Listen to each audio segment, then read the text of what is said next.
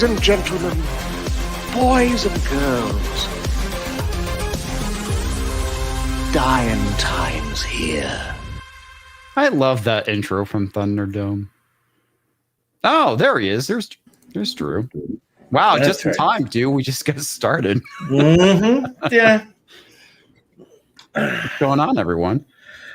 Well, you know, I never thought I would get to the point where I am studying expanded military tactics, but we're there, you know. Well, okay. How you doing, Danny? What have you been up to? I'm doing fantastic. Doing a little bit of work. Just made it home about 45 minutes ago. Knocked out the paperwork. I wanted to make sure my desk was clear for this conversation. Nice. It's something I've been thinking about all week. Good to see you, Danny. A little background You is too. You too, Mr. Drew.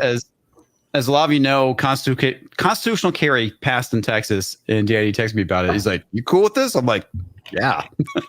He's like, "I'm not." I'm like, "Okay." It's like, let's talk about it. I'm like, "All right, let's do it." That was the best. That was the best thing that could have happened. Oh my God! It is going to be 3 against 1 tonight. I can see already. I bet your culture all for it too, aren't you, culture? Well, I'm libertarian. So.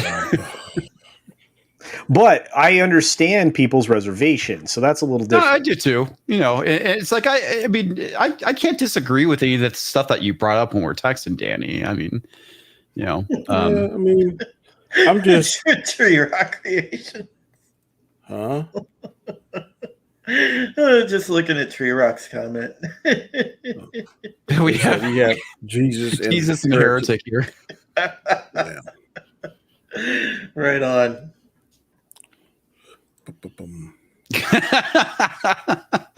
Well, okay then.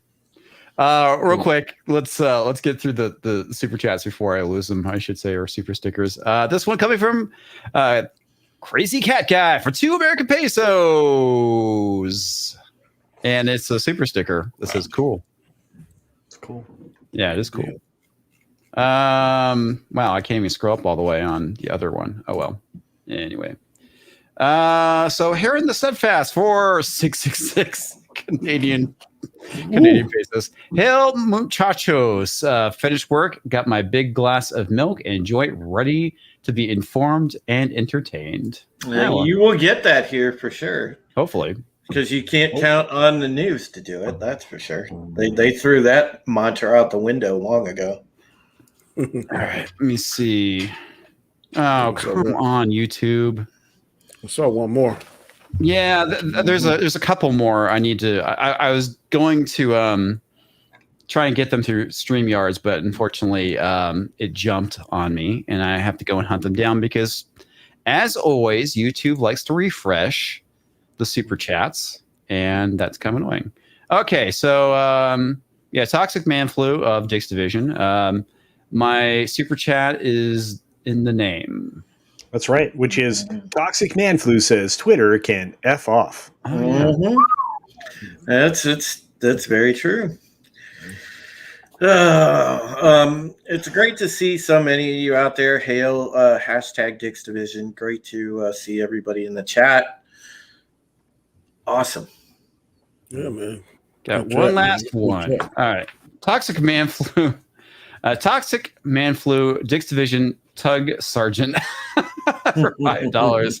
Has Danny seen the movie Hot Fuzz? If so, what did you think of it? I have not. Danny, that's a funny movie. It is a very funny movie. I'm assuming it's about police officers acting a donkey or something. No. It's funny. It's a British film. I can't remember the name. It's by a comedy troupe called Broken Lizard, Danny. No, it's not. That's not Broken Lizard. It's not. I thought it was it's Simon Pegg. Oh, that's right. You're right. I was thinking of the other movies, but yeah, the Broken Lizard movies are great too. Those are pretty good. That's Super Troopers. Yeah, Super Troopers. I always get those two mixed up. Yeah, Hot Fuzz, man. It's basically what happens when you have a overperforming London police officer making everyone look bad gets reassigned to a small town in the middle of nowhere. Oh, God. And then basically he kind of uncovers as like this zany conspiracy. So it's I might have to check it out. Is it on Netflix or Hulu? Ooh, that's a good question. I imagine it should probably be one of them. floating around somewhere. I'm gonna check it out. From time to time, I have gaps in what I want to watch. So if you've watched any British comedy stuff before, Danny, you'll get a kick out of it. Okay, please tell me it's not cheesy like Doctor Who. Cause I can't take that. No. It's just really funny. It's not. Okay. I got you. Yeah, it's good. I like it. Hungry Ewok for $5. An armed society is a polite society. Okay. Stone Cold Jeremy for another $5. For $5. Hail comics, hail panel, hail chat. Hope everyone is having a great evening. Cheers. Hail Stone Cold Jeremy. Yeah, doing pretty good here. Should we pull up the article that we're looking at? Mm-hmm. Sure. Go for it. All right. So this is coming from the Texas Tribune, the fine bastion of very, very liberal Texas, journalism. And at least it's not the Austin American Statesman. Oh gosh. Yeah. Anyway, Texas can carry handguns without a license. Basically, this is starting September 1. Abbott signed it. I mean, along with what was it? 6 other things, making Texas a Second Amendment sanctuary state. If a suppressor is basically manufactured in Texas, you don't have to go through. Not FFL. Oh, I always blank on this. The Firearms Act. Mm-hmm. Federal Firearms Act. FFA? FFA, thank you. It's not FFA if it's actually manufactured in Texas. So there's a bunch of other things, which is pretty funny because everyone likes to think of Texas as being the gun-toting, gun-friendly state. And it's not as gun-toting and gun-friendly as many other states, like, let's say, Oklahoma. There was somebody I thought was pretty funny who was commenting on something I posted. He's like, you guys realize Oklahoma's been out Texasing Texas, right? I was like, you're not wrong. So it's true. Yeah, it is true. Anyway, so Abbott and Dan Patrick basically got this thing through.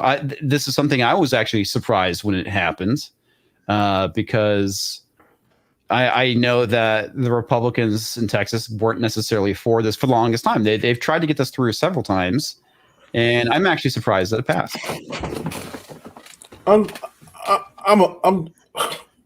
I can't find the word.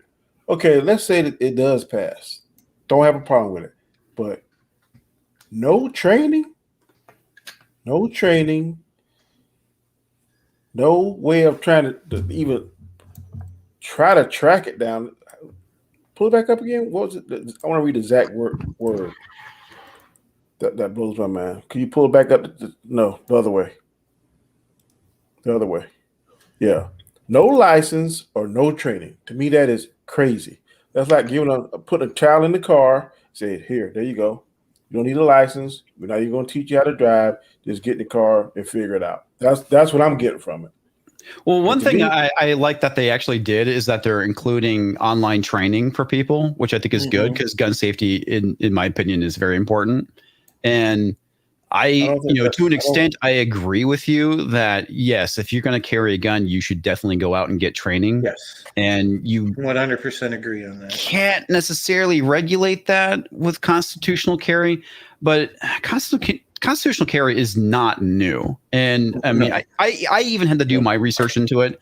And there's one thing that I was actually really surprised about is that Vermont, out of all the states, which is pretty blue, has always had constitutional carry. Yeah, I mean, legitimate, since the founding of this country, which I was actually surprised by. I thought that was kind of a more recent thing. There's only 18 states out of 50, though. 21 now. Yeah, there's actually 21. Well, I just checked it today. Now 3 more done jumped on the night. So I thought Texas was going to make the 19th.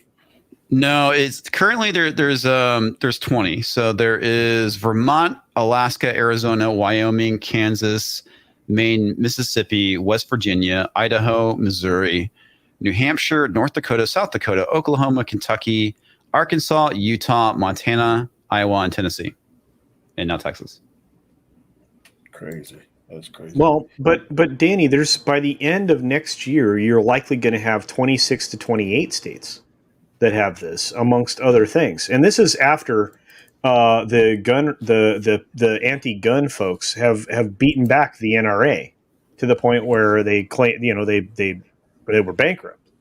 So, well, there's a lot of complications with the NRA. I mean, but they went bankrupt for very different reasons. I mean, Wayne LaPierre is terrible, and that dude needs to be replaced.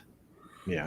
I am not a fan of the NRA. However, I am a member because I do think gun rights are important. I think gun rights are important too, but you gotta. Okay, I worked primarily for like 5 years, domestic violence investigator. Mm-hmm. And I just went on the NCADC, which is the National Coalition Against Domestic Violence. And they said in their statistics that by adding a gun into a household, that is going to increase homicide by 500%. Let that sink in.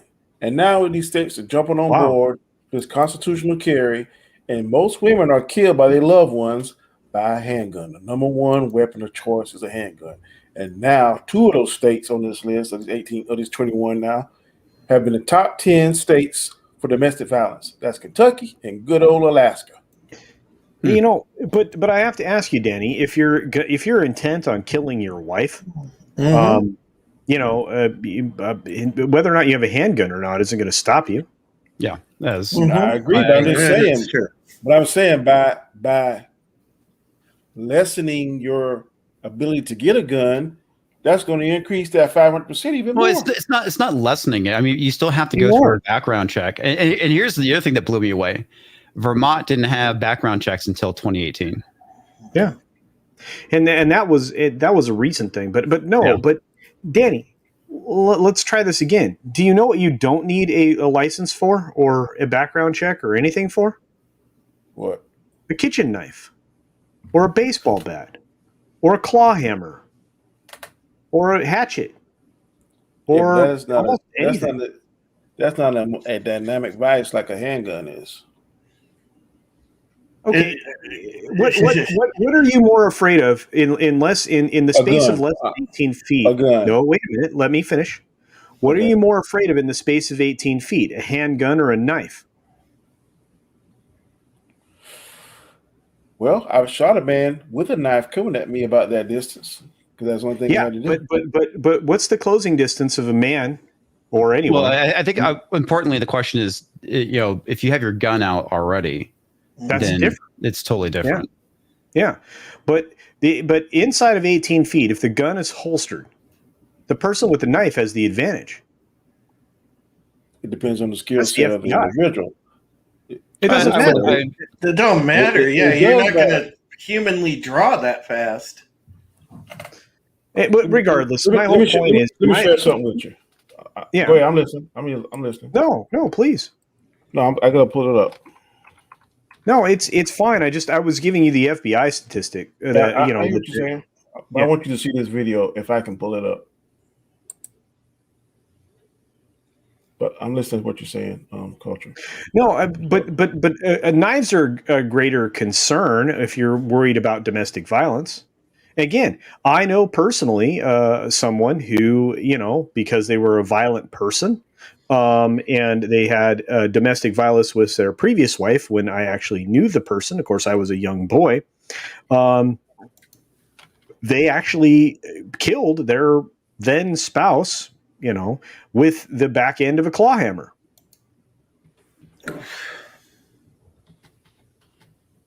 It doesn't. I hear what you're saying, but Go ahead. I mean, you're in law enforcement. I'm going to listen to you, sir. I'm just saying, I when I hear about this constitutional carry, it gives me concern because I'm gonna look on the other side. Okay, society as a whole don't trust cops much, or their trust in cops are going down has dropped tremendously in the 25 years since I've been in law enforcement. Yes, it People has. are already saying that they're dirty, this, that, and the other. By giving these more people these guns, all they're going to do is cops that are dirty going to build in. They're going to have a built-in alibi because what you think that cop going to say when you see an individual with a gun and he has bad intentions or he had a gun? And it's going to be much harder to prove or discredit that cop because you're already bringing the gun to the gunfight. Well, you can say the exact same thing with anyone who has a conceal and carry permit too. Yeah, not necessarily. Well, and criminals are notorious for obviously following all handgun laws. Well, Danny, I do want to say people are mistrustful of the police also, like because they are woefully not prepared to understand a person's rights. Many law enforcement officers are very poorly trained, or they're not educated on an actual person's rights. So a lot of times you see, and I've watched countless videos where cops have, I watched that the Audit channel, and the amount of mistakes that law enforcement officers make during stops, period. And I'm not talking about, the person's race per se. It's just the mistakes in general. I mean, they can be black, white, brown, doesn't matter. It's just, they make mistakes when it comes to stopping people because their first instinct is, well, I thought I saw you speeding, or my machine set thought you were speeding. But there's a whole extra layer there when they're issuing commands that actually are violating the suspected person's rights, and that's why a lot of people are mistrustful. I hear what you're saying, but I'll tell you, when I hear this, man, I just kind of like cringe because I just think it's a bad idea. And maybe I'm not wording my concern correctly. Well, enough, actually, yeah. No, tell me, Danny. I want to know because again, I like I said, there are some legitimate concerns when it comes to everybody being able to carry a gun. Believe me, I completely understand that. But as a law enforcement officer, I really want to know specifically what your concerns are. Well, the other thing too is it's the reason why when I responded to Danny, I said, as someone who is not in law enforcement, this is my opinion. I'm just saying, you had guns to alcohol, testosterone, a knee-jerk reaction. You go, let's just say this club that's for these open carry guns, constitutional carry guns, doesn't put that little sticker that says concealed weapons permitted or not permitted, whatever the case may be. Add those guns, everybody in there got a gun. Somebody get mad, somebody mess with somebody girl, somebody alcohol, whatever kind of substance. I just think it's going to create more problems before it settles out. Because I'm telling you now, these young kids, younger, whatever you want to call them, millennials that don't really care for law enforcement, got a chip on their shoulder. And these gangs are getting smarter. They're putting people in places, and they're making sure they don't get in trouble. They don't do stuff. If they're allowed to carry that stuff and then something happens where they do get the green light to do something, then it's not going to be, well, I got to go to the trunk or I got to go this. They're going to go ahead and pull it out right there and in there and boom, be done with it. I just think that we need to make the access to the guns much harder than this open carry, this constitutional carry. Are you talking about access as into access, like as an availability, or yeah? I'm talking about availability, like pulling it right off my holster, like in the Wild Wild West, and shooting you. Sometimes if you don't have access to it, you have a cooling off period. But sometimes with alcohol, whatever the case may be, your knee-jerk reaction, you don't have enough sense about yourself, and heat of the moment, you're going to do something that it's going to be too late to take back. Well, you do realize that a lot of bars still, bar firearms, and that's I think that's actually law that you can't have. At least I know in Texas, legally you can't bring a firearm into a bar. Yeah, but I learned that because I went through a conceal and carry course, and to your point, Danny, that's one thing that I do have concerns with when it comes to constitutional carry is not everybody knows the law, and that I do see that to be a bit of an issue, because as someone who basically spent the entire day going through and getting my license, I have a better idea of what not to do, where not to carry my gun because of what the laws are. And I think that is also very important. And I know you've also mentioned this too with the whole thing with gun safety. And the question is, when you have constitutional carry, do people understand that they are responsible for what comes out of their gun? I don't think they are. I think we live in I think we live in a more entitled society now that don't really abide by the rules. The four of us with a constitutional carry, I don't think would be a problem. But there is a different mindset in these younger people that I'm dealing with versus 25 years ago when I first started. I mean, they don't care. They feel they're entitled. Yeah. If the law allows them to carry that gun, they're gonna be doing all kind of crazy stuff on TV, all this kind of stuff.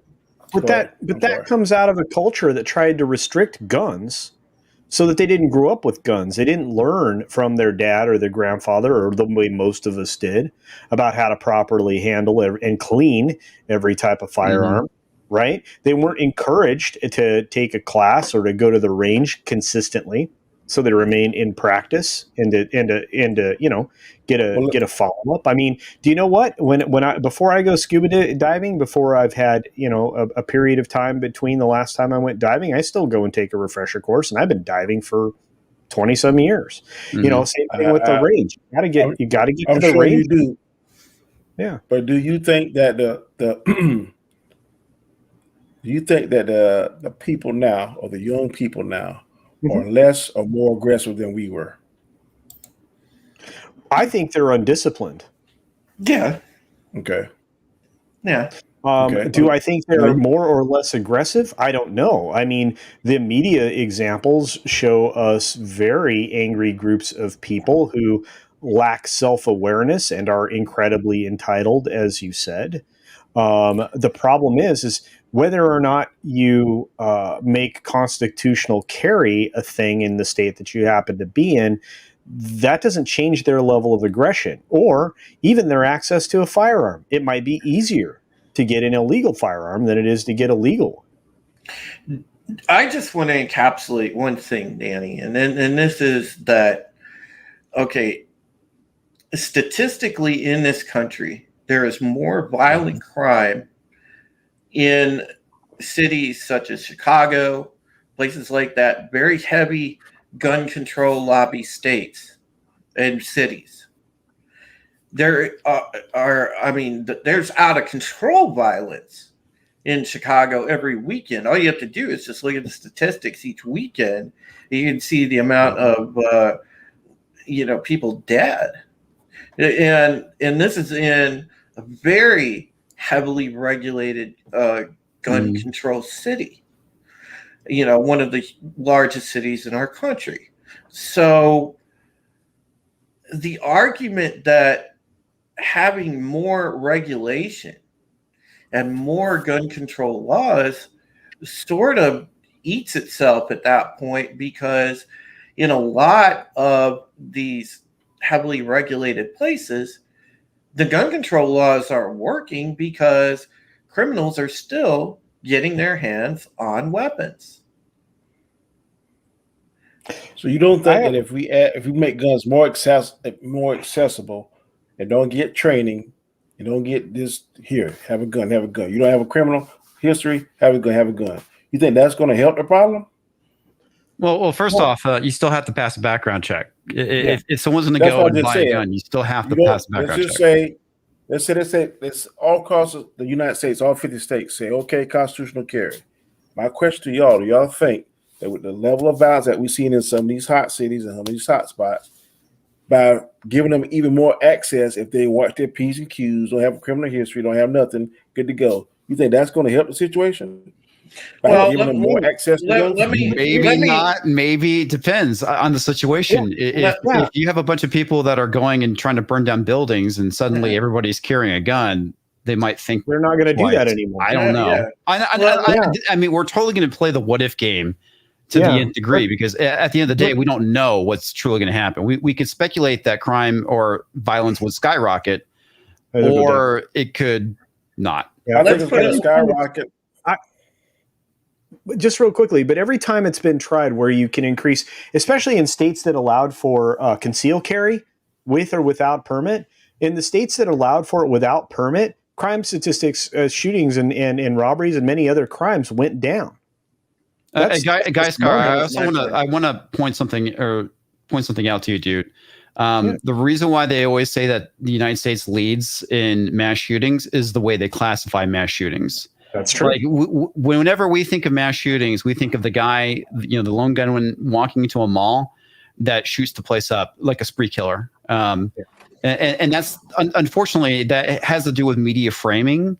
But what is considered to be a mass shooting is, let's say, and this happened in Texas, you had a biker gang shootout at a I think it was a Cracker Barrel, something like that, like in Dallas, and that gets classified as mass shooting because more than 3 people were shot. Well, but consider the number of mass shootings in the city of Chicago alone, one of the most gun restrictive cities in the United States. And they are the hotbed for mass shootings. And those guns were obtained illegally. Yes, they are. are. And the citizenry doesn't have anybody to protect them. But I have one question. This is the most important thing that I think that this is where I know Danny and I have common ground. The question isn't can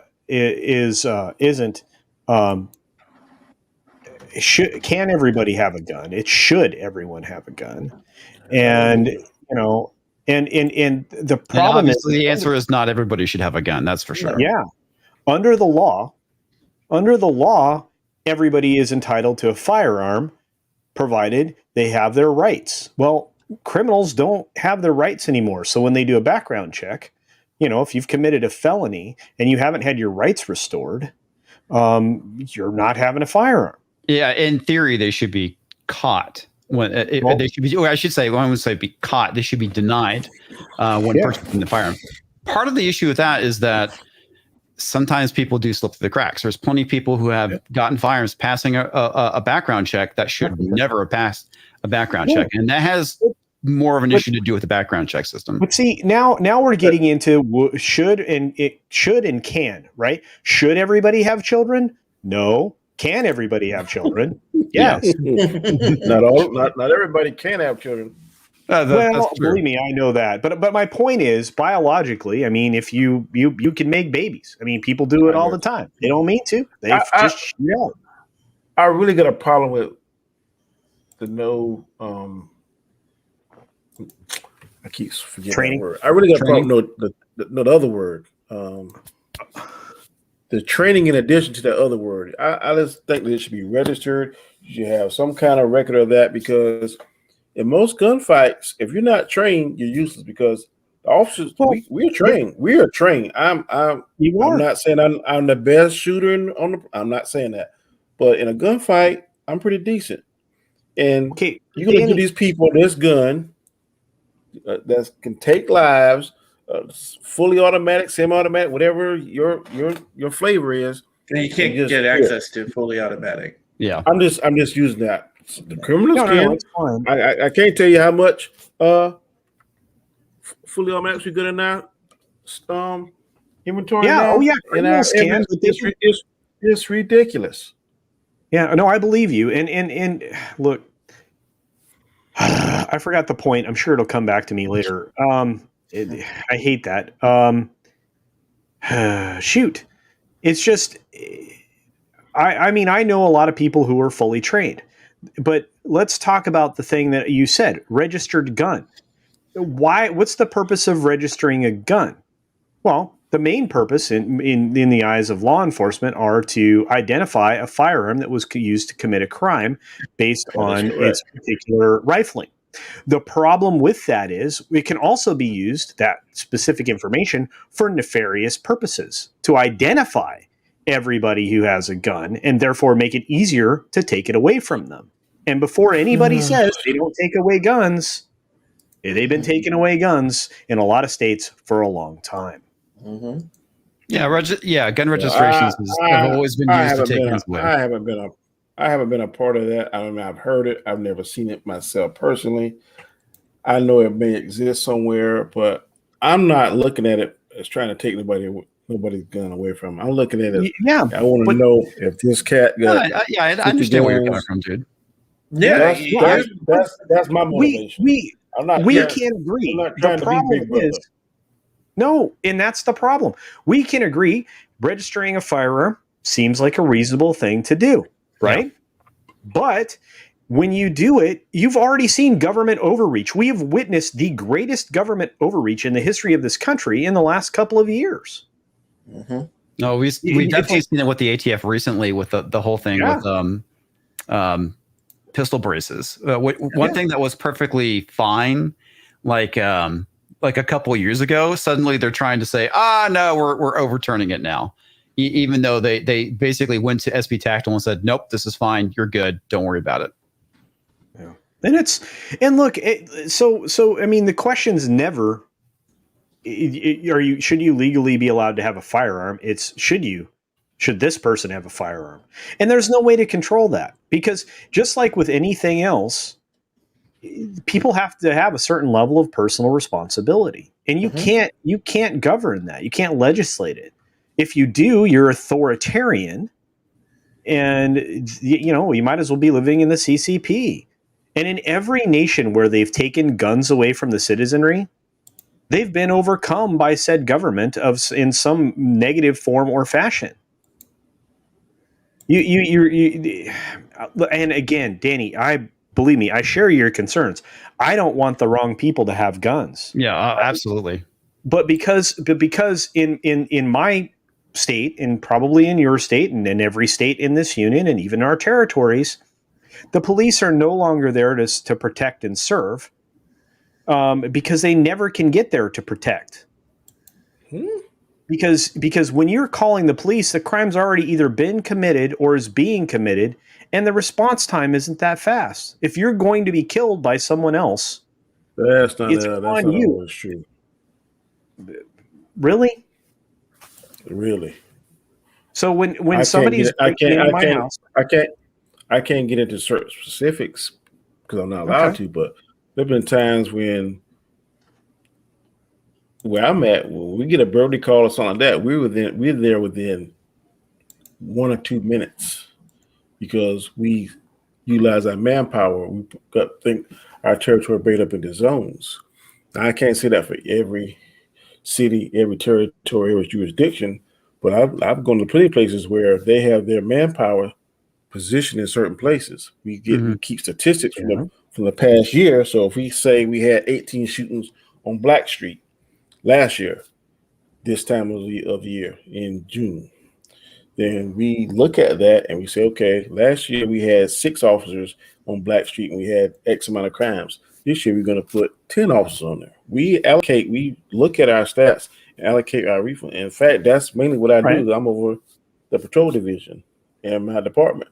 So we look at different trends and situations, and we have our county, my jurisdiction, broke up into 3 different zones, and we have X amount of officers in each zone. If we have a upcoming like 4th of July, Memorial Day, and Labor Day are going to be our 3 biggest weekends where we got extra officers there. Can't say we catching every single thing, but if a serious offense, we are in there, I guarantee, within minutes. Now, can we stop my question is, are we faster than a speeding bullet? Can leave a bullet? No, we can't. But I'm just saying. So I understand what you're getting at. I mean, you're getting there within humanly possible. Yeah, correct. but the issue is, Danny, and again, believe me, I understand strategically placing your resources and everything based on the crime statistics of a given area. That makes perfect sense. I mean, that's why you see increased patrols in certain neighborhoods and fewer in others. It's based on what's been happening of recent, right? But it doesn't change the fact that home invasion robberies are incredibly violent circumstances, and your ability to defend yourself, it usually falls upon you. It's incumbent upon you to take the responsibility to solve that issue. I agree with that, but sometimes, of course, I'm using a shotgun, but sometimes there are criminals who are driven up to try to get their next fix. So they're breaking these homes, and they're not their MO is breaking and entering, robbing, not hurting. But if you add that gun into the mix, then that may cause that criminal. I'm not saying in every case, but in some cases we've seen that. Hey man, this ain't your MO. Why you do that, man? He had a gun. I didn't want to die. So I'm not saying you saying one side. I'm just shooting down to the other. But if but if more people, and this has been every time you've increased gun ownership in law-abiding citizens' hands, you've seen the crime statistics drop. Yes. Because you don't want to be confronted by someone who you don't know if they have a shotgun, if they have a handgun, if they have some kind of firearm or means of protecting themselves. It's a deterrent. You're stacking deterrents. Like, I have alarm systems on my house, I have cameras on my house, I have all of these other deterrents to protect my home and myself and my family and my little bear dog. Right? Well, adding a firearm is just another way of doing that. And again, I don't want untrained people with firearms, Danny. I agree. Yeah, I really don't. I think if you're going to have constitutional carry, training should be required. Except that violates the Constitution because you're not supposed to impede gun ownership. But I think, like I said, it's reasonable for someone to have to take a gun safety course. Okay, first of all, because it's personal responsibility, you should take it anyway. Yeah. Even if you're not let the man speak. Sorry, yeah, I know.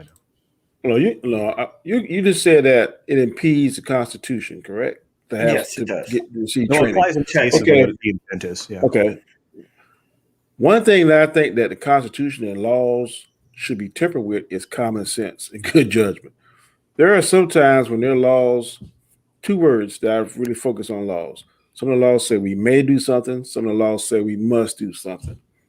If it says I must do something, then I got to do it, or else I'm going to face consequences and repercussions.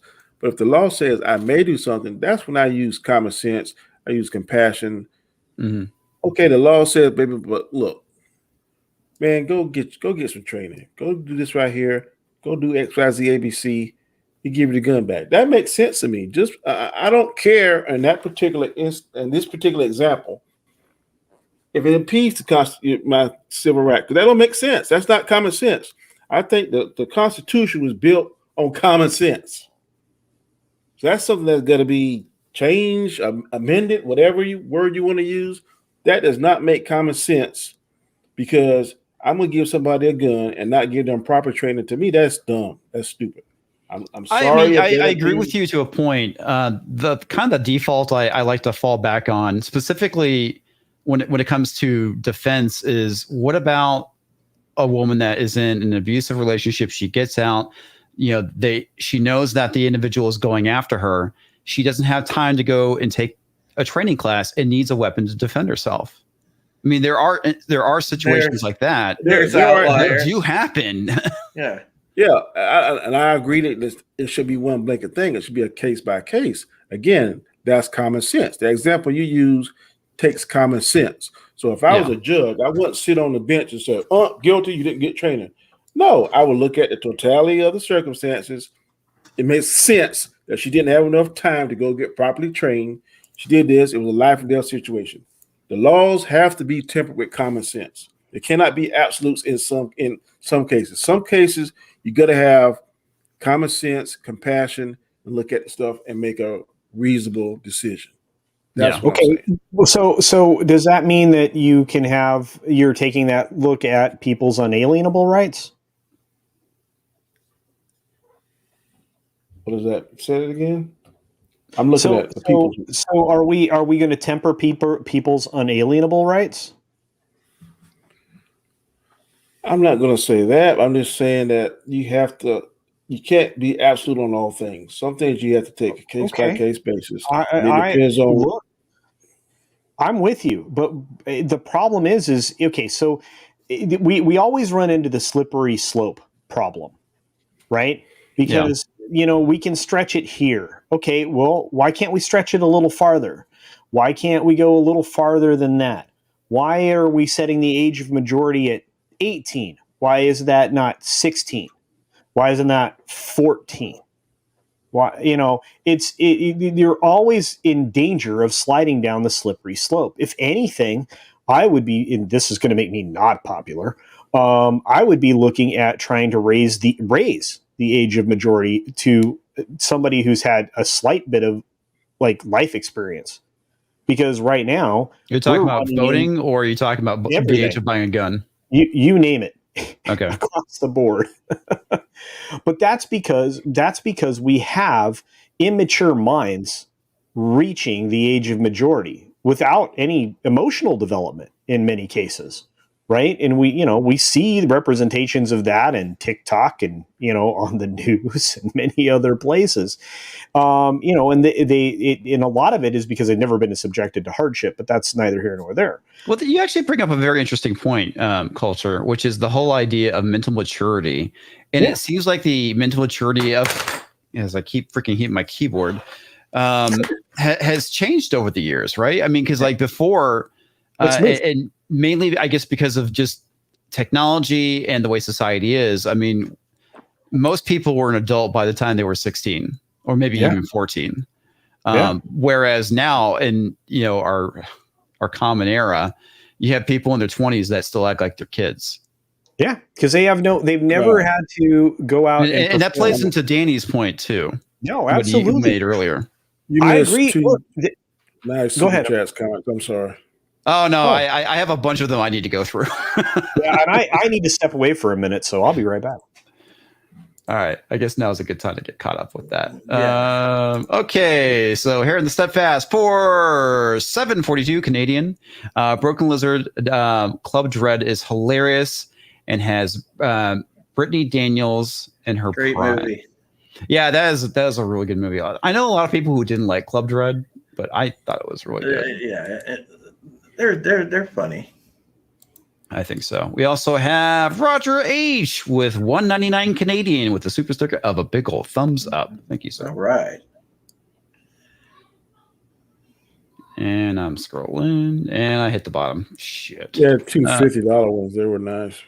Yeah, it's from Tox. Let me scroll up and find out where I'm at. Okay, so here in the Steadfast for 1776 Canadian.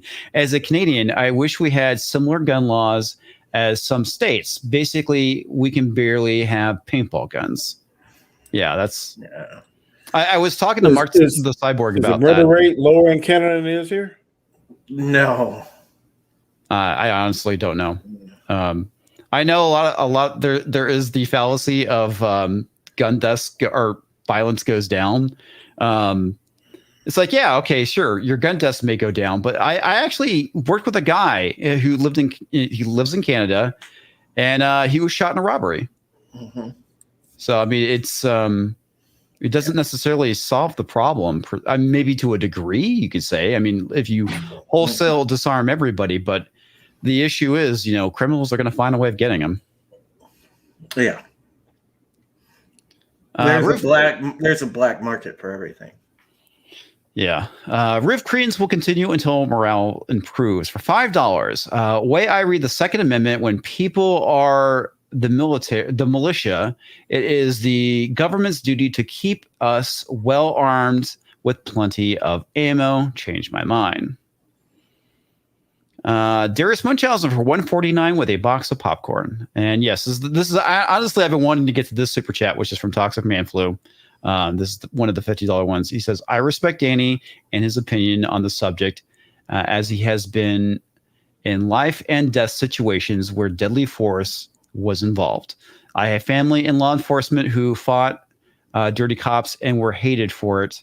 Thank you for doing a difficult job, Danny. And I completely agree, Danny. Yeah. I know, especially in this day and age, too, where it's not easy to be a police officer. My cousin, her husband is a former Milwaukee police officer. He retired a couple of years ago and moved to Texas. So yeah, I have several friends in law enforcement, several friends that are retired law enforcement. I know it's not an easy job. Yeah. Play that video. I have it shared. Whose video is it? Is that yours? See if you recognize. Looks like you. I'm just kidding. Is it you? Play it and see. All right. Well, you have to hit play. Yeah, you have to hit play on it, Danny, on the YouTube video itself.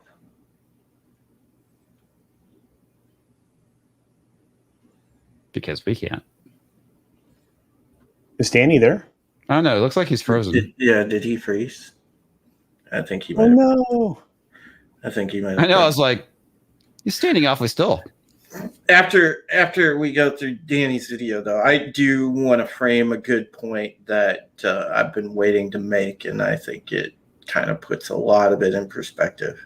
Okay, let me get through these super chats real quick. J.A.F.O of Dix Division. Yeah, he froze. We'll let him back in once he's ready. J.A.F.O Dix Division for $10. Most cops are as bad at knowing the Constitution and people's rights as civvies are. Oh, there he is. There's the man. You froze, dude. I did. Yeah. As civvies are at being proficient with a firearm. Difference is a cop gets paid to violate people's rights while I pay to have mine. All right. Technically, you don't have to pay for your rights. You're given them at birth. Here in this country, anyway. Well, And around the world. I want to see this. Yeah, I want to see this. Danny, do you want to send me the link to this and then I can share it? Because I think that's what's freezing you up. He froze again. Yeah, it looks like he froze again. Yeah, I think whatever's happening on his end is the upstream on his video is crashing. Yeah, it sounds like it. Well, it's time to vamp, guys. All right. Well, here the point. Well, I linked a real quick video from Penn and Teller. Yeah. Yeah. I don't know. Would that actually get us a copyright claim? I don't know. It's hard to say. I don't know. I mean, we can certainly what do you call it? We can certainly talk over it or pause it a bunch. Remember, this is fair. This falls under fair use. So Yeah, it kind of it's does. an excellent explanation. It's only a few minutes. Let's see if Danny's coming back. All right. So Toxic Man Flu, oh, there he is. Danny, send us the link. I'll pull up the video because it seems like it's crashing you. If you want to drop that in the private chat. Yeah. You're muted, by the way. Yeah. Yeah. Just. Oh man. There we go. All right. Sorry, ass computer. Oh no, that's fine. You want me to get this comics or you got it? Go for it, dude. All right, got it. Filling time so people don't get bored. They aren't going to get bored. We're handsome and stuff and things. No, it's a hell of a conversation. I don't think anybody's bored. All right, I'm going to go ahead and stop that share. That's the wrong thing. Stop that share and bring up this share. And I'll go full screen. So, Robert, every dick's a tug. Wow. Rub and tug division. Yeah. Don't give them ideas, dude. There we go. You guys ready? Mm-hmm. Ready. We have sound. Yep. Let's go.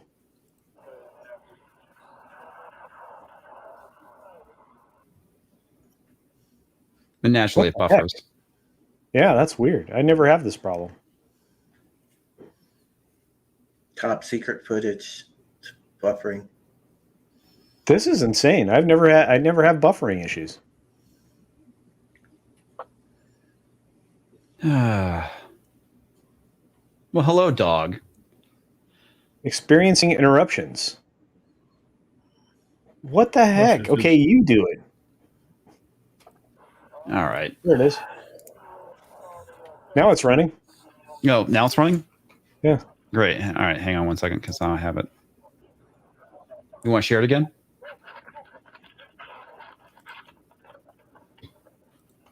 Ah, screw it. I'll just share it. It's shared. It is not shared? No, I don't see it at all. All right. I'm going to do it this way. Share screen. Sharing the whole dang screen this time. Sounds like somebody's popping off stuff behind me, but it's not. It's fireworks. Right, here we go.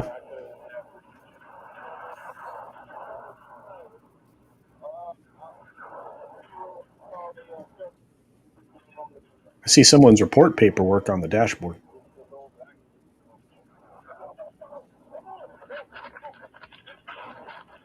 Oh, okay. So you're talking about with the draw, right? Mm-hmm. Damn, that was insane. Yeah.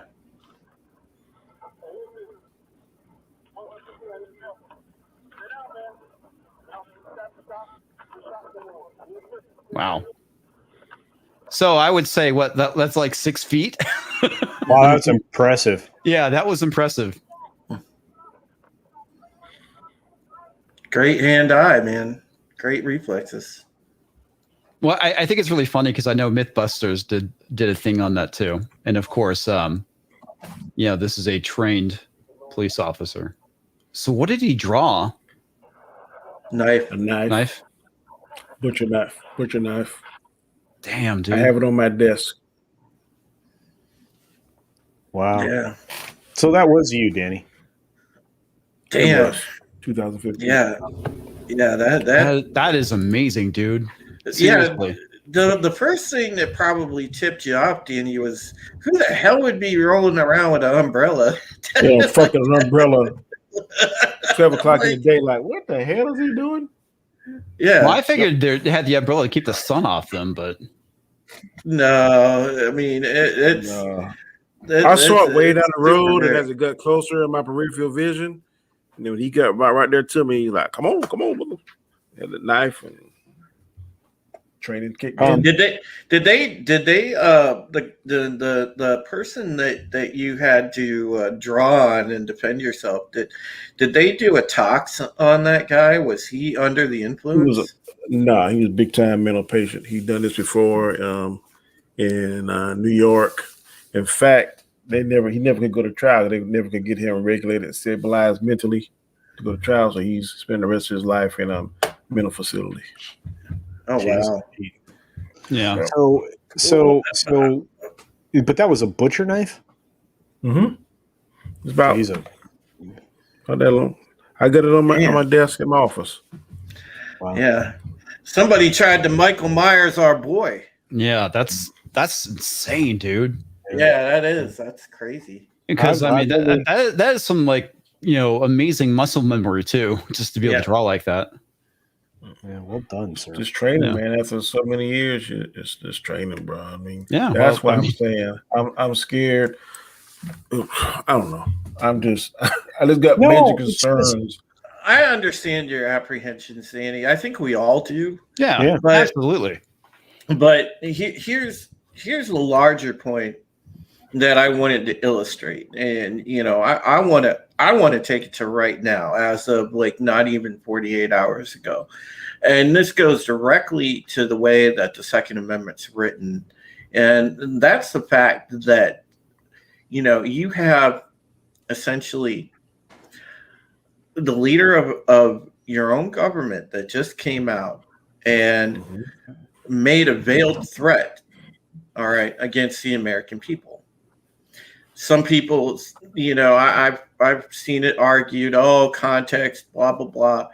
It was every bit the way that he framed it came out a threat.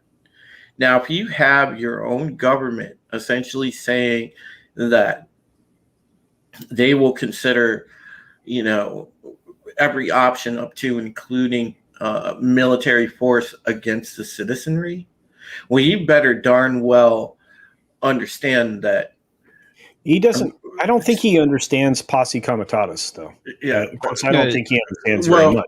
But. I'm just saying, from a citizen's perspective, that is going to instantly prompt people to go out and buy something to defend themselves.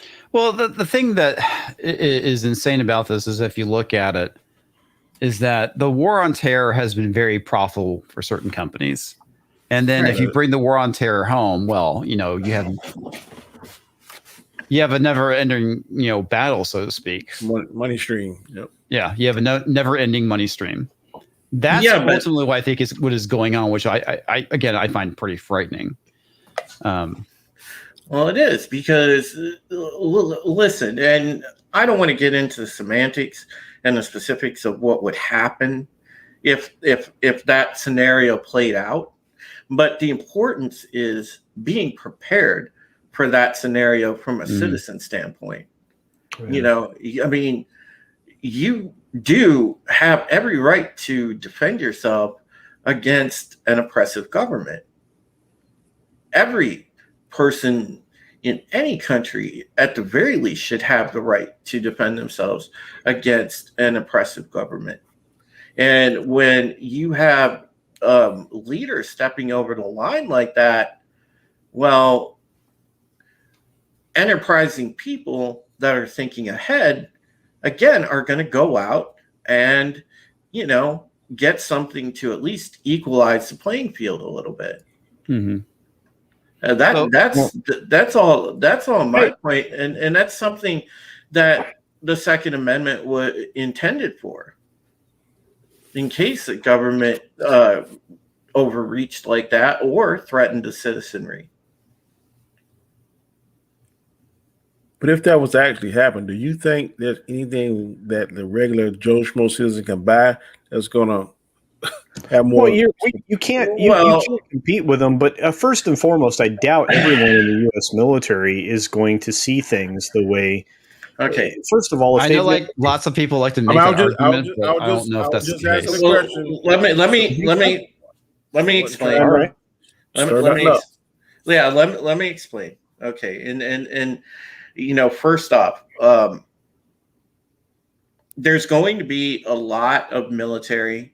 They don't like or want an urban engagement, especially against fellow American citizens. That is something that's 99.9% of military, and they don't want something like that. They don't want ever conceive of that scenario. They don't want that scenario. But the lessons that we've learned in the past over wars, we've never fared well in particularly urban street-to-street warfare or guerrilla warfare. Guerrilla warfare. And the thing here is, you can't really underestimate the impact of human ingenuity and resilience when it comes to something like an insurgency. All right. And because that is the unpredictability of that situation is the worst thing for any military member to walk into, especially when you got people wanting to defend their home. Yeah. Well, another thing too, I always heard people say was the government has nuclear bombs. It's like, well, they're not planning on dropping a bomb on a population center within their own country. No, because they would instantly, be. I mean, there would be a response worldwide. There wouldn't be a response just within our borders. There'd be a response worldwide if that kind of atrocity happened. But if you had street-to-street warfare, you can't necessarily underestimate. Yes, there would be mass casualties. There would be a lot of civilian casualties, but you still can't underestimate the spirit in people. Drew, I get what you're getting at, dude. I think this is definitely a topic I think we should probably pass on, though. No, well, yeah, I didn't want to drag it all the way down here, but I'm saying the greater argument is that is precisely what the Second Amendment is for, and that's why precisely you're going to see in the coming days a lot of people arming themselves just in case that ever happens. Now, like I said, most of the military wouldn't go along with it anyway, to go with your point, Comics, because essentially it's an unlawful order and it's really against the UCMJ. It's against the Uniform Code of Military Justice. All right. So we're going to get to some super chats real quick to cleanse the palate, and then we can kind of continue on. All right. So Roof Korean says for $5, U.S. Marshals should do a 2A background check. U.S. Marshals are oldest, most honest Fed institution. Fed to be put on notice, no local police assistance. Feds to be put on notice, no local assistance. I don't know if they have the capacity to do so, dude, to be honest with you. Dexidoodle, the Moist Vagguard Valkyrie, for $5 New Zealand dollars, because the stream probably isn't monetized. Oh, there we go. I'm actually caught up. No. Dexy, I'm pretty sure it's gonna not be monetized. No. Dexy, you're very sweet. Thanks. Appreciate it. Especially when it comes to topics such as these. All right. Come on. Scroll down and don't jump. Because I like highlighting super chats. And it jumped all the way down. Damn it. Okay. Storyman Jack for $4.99. I sent you an excerpt in DM. Yeah, I saw. I didn't get a chance to respond to you yet, dude. But I do appreciate it. I'll be checking out later tonight. Vigilant Renegade for $9.99. Conceal and carry license since the day I turned 21. Will be 42 this year. Damn, man. You've been carrying for a long time. Just jumped in about 15, 20 minutes ago. Good discussion. Topic I've had many debates on. Where's your paddle at, man? Is it in the small of your back? You carry on your hip? What are you carrying? I'm just curious. I always want to know what people carry concealed. No, well, I know what you're carrying, Danny. Or I hope I know. What do you carry? What's a department issue? Glock, probably. Glock. Oh, good for you. Yeah. Captain Spire. Weapon on the planet, in my opinion. Yeah. I have to say they are definitely one of the most reliable, and I like to describe them as the Honda Civic of handguns. I've shot Ruger. You can pull that. Go ahead. I'm sorry. I've shot Ruger. I've shot Beretta. I've never shot Expert until I got the Glock. Have you, Danny? You gotta try a 6 Sauer. No, I've man, heard 6 Sauer. Never shot it, but Glock, man, I've shot it dirty. I mean, yeah. Yeah, you can pull that thing out of it can be buried in a sandbox, and you can pull that out of there and fire it. It's freaking awesome. My Sig P365 jams all the time. Yeah. I love Sigs. Sigs are good guns, but Glock is pretty damn reliable. Mm-hmm. Would a felon be able to purchase a gun to protect their home in Texas? No. Probably. No, actually, I mean, it's it's illegal. Annie, I love your attitude, but no, it's illegal. No, yeah, it's illegal. Because constitutional carry is only applies to. What's that? Say, don't mess with Texas. What I've always heard. Well, there's definitely that, but yeah, you still have to be able to obtain a firearm legally. So if you're a felon, you can't constitutional carry. You want me to tell you what's going to change this law quicker than anything? One of these lawmakers' family going to get shot by the same. No, become victim. Okay, I've seen it here so many times. Something they be all gung ho, then something happens, and you be like, "Damn, I didn't think of that. Or, damn, I didn't see that," and go complete 180. You know what? And then that's a lot of people's thinking. And especially after an election recently. Mm-hmm. Yeah. Dang, I didn't see that coming. He says, I'm thinking of Gary B, as I think he would be glad to protect his family. Unfortunately, no. Gary would not be able to. That's just that's how the law is, unless you have your rights reinstated. Yeah, you have to just apply for your restoration. And you can get it done. I mean, especially if you're law abiding and you're a non-recidivist and you didn't do anything violent, it's a little easier to get that back. All right, Captain Spire for $5. The left has zero issues with BLM and Tifa. I guess that's it. It's supposed to be Antifa. Burning down towns, nuke some red Republican Christian-controlled states, music to their ears. Yeah, that's not going to happen, though, man. That's not going to happen. See, that's the thing is you understand there's this is weird. That's a weird thing to say because you're essentially eliminating infrastructure, production ability, natural resources. There's a whole lot of bad that comes along with it. He's just like sitting here today trying to take a victory lap on the infrastructure bill. Oh, dude's a knucklehead. After he said that. Hang on, guys. So I've been sitting on this question from RFR for a while because he's wanting to see what Danny says about it. It says, can you ask Danny's input on the female cop who mistook her firearm for her taser? I don't know if you remember that situation. Ooh, I do. It was like what are your 3 thoughts weeks on that? I'm gonna say it's a food because I've never seen anybody put that on the same side of their holster. If you're left-handed, predominantly left-handed, you put your gun on your left hand and you put your keys on your right hand, or you do a cross draw. Those are the only ways I've ever seen it. And either way, it's going to be on opposite sides. So why she drew for that, I don't know, because there's no way you could confuse. In my mind, there's no way you could confuse that.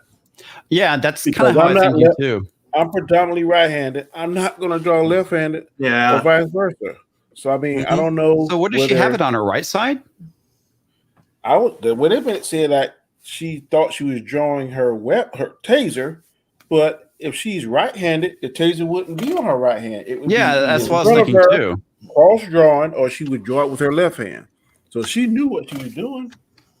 In my opinion, now, I mean, it's muscle memory. It's muscle memory. I know if I'm going to bring the heat. Is it possible? Right. Is it possible she had a disability that she had both weapons on her? I've never seen. I was just asking, and a gun on both sides. I'm just saying, I've never seen it. That's asking for trouble. Yeah, no, absolutely. Yeah. The only thing I could think it was muscle memory. She thought she was grabbing her taser, but she drew her sidearm. Sometimes stress, man, can do these things to you. Messes you up. And sometimes there's some people that just don't need to be doing their job. Yep. Or when you get to the point where you can't do it, then you need to get out. And I plan to do that at age 58. I'm surprised they just didn't kick you up to detective, Danny, because you got a pretty good analytical mind. I did that, but right now I'm like command staff.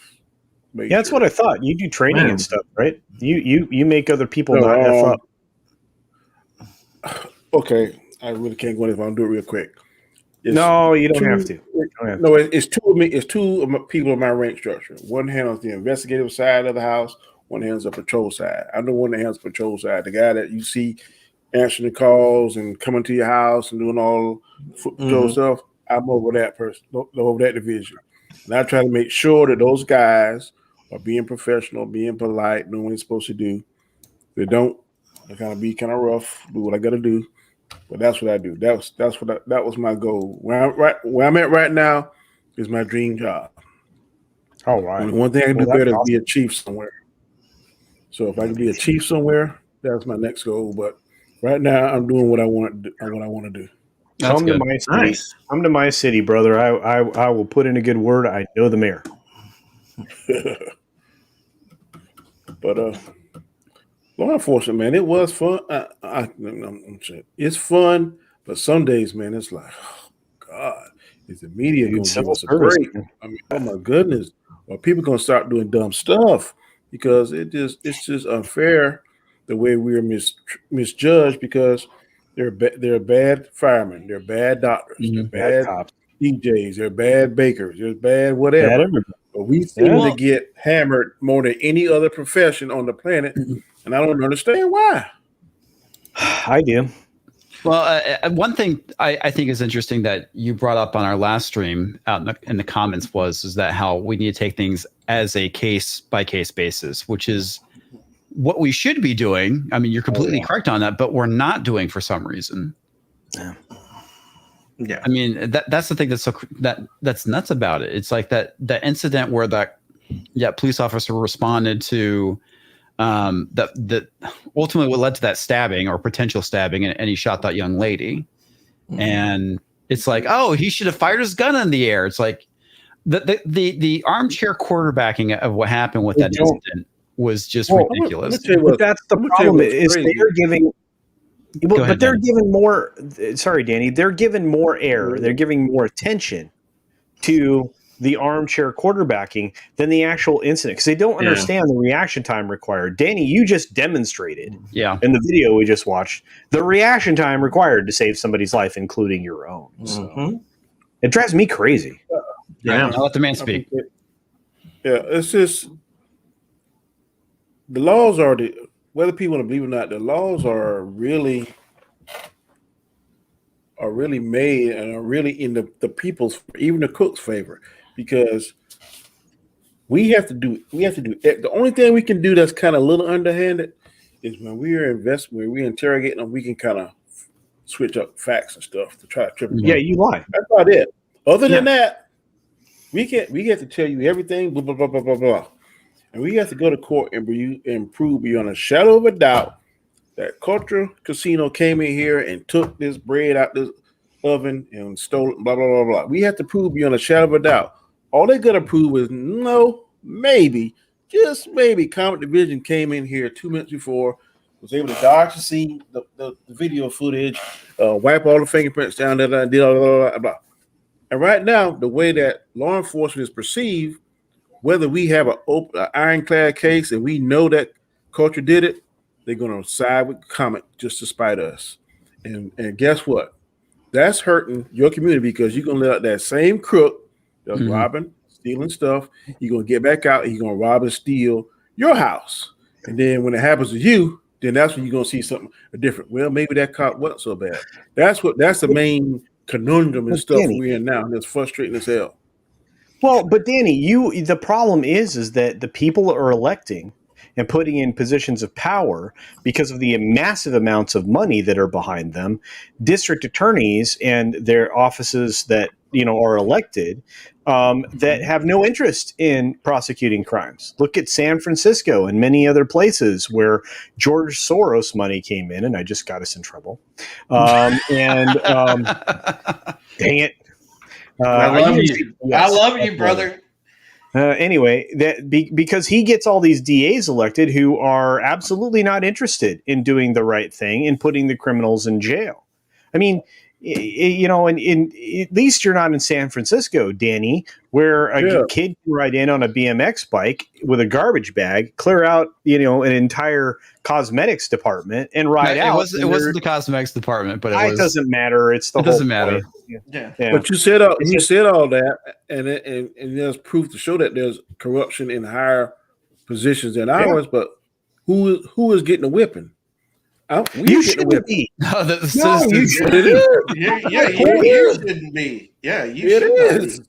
I agree 1,000%. We shouldn't be, but we are because the people the victim doesn't see the district attorney or the judge or or whoever. They see us, and they see us locking somebody up. They see us taking them to jail. But then when the district attorney, who's getting that cut money on the side or whatever the case may be, or making them backdoor favors, they don't see that. All they see is Officer Graham. Danny, you dropped the ball. You didn't make this case stick. You did this, and this. And you're 100% right. That's what I'm saying. But I want your PR officer or I want your chief to come out and have a press conference every time the DA F's it up for you guys. That's what doesn't happen, right? Yeah, because they're under the thumb of the city council or whoever happens to be the authority over them, municipality wise, and it's that's a real problem. Is you can't call out the people who are actually to blame, which are the people that would prosecute said crime. And they I are agree. 99% of the time they F this up. Either they F it up or they intentionally don't do anything about it. And you know what? You see more of these guys trying to get crime, the maximum out of somebody. And if the person resists long enough, they just drop it because they don't either feel like they have enough evidence. It's not worth their time. And these people walk free. And that's a real problem. And if you want, if we want good things to happen, we want to do what Southern Belle just said, which is, consider that local elections are actually important. Yeah, they are. They They're are. very important. Yeah, they're super important. Because in order to support good crime fighting, you have to support the people who do it for you. Yeah. And, you have to have attorneys, district attorneys, whatever they happen to be in your municipality. You have to have those people represent you and your interests. Because guess what? The people of San Francisco, they don't have anybody representing their interest when it comes to prosecuting criminals. They're abdicating their responsibility. That's a problem. Yep. That's exactly right. That sounds good in theory, and I know it's the right thing to do, but nobody's going to be that sacrificial lamb. Danny, lots of things sound great in theory. Yeah, exactly. One practice. Like gun control and registering guns sounds great in theory, not great in practice because it's used for the wrong reason and in the wrong way. Ultimately, this is why we love these conversations, is because there's always gray area. There's always these. I do love them too because there's a saying, and ignorance is bliss. So maybe I'm just so ignorant. No, you're informed. I don't think you're. I don't think you're ignorant, Danny. No, but I'm just saying that to say that things that y'all see and things that other people see. Like, for instance, I'm just going to say a TV show. I don't look at a TV show, and break it down and analyze it, and dissect it, and then I don't do that, especially something that is fiction. Well, oh, dude, you have to understand. Okay, when I did my Strength Finder thing for work, everything I scored in was analytics.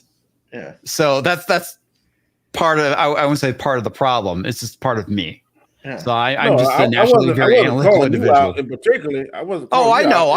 You're calling out LGG.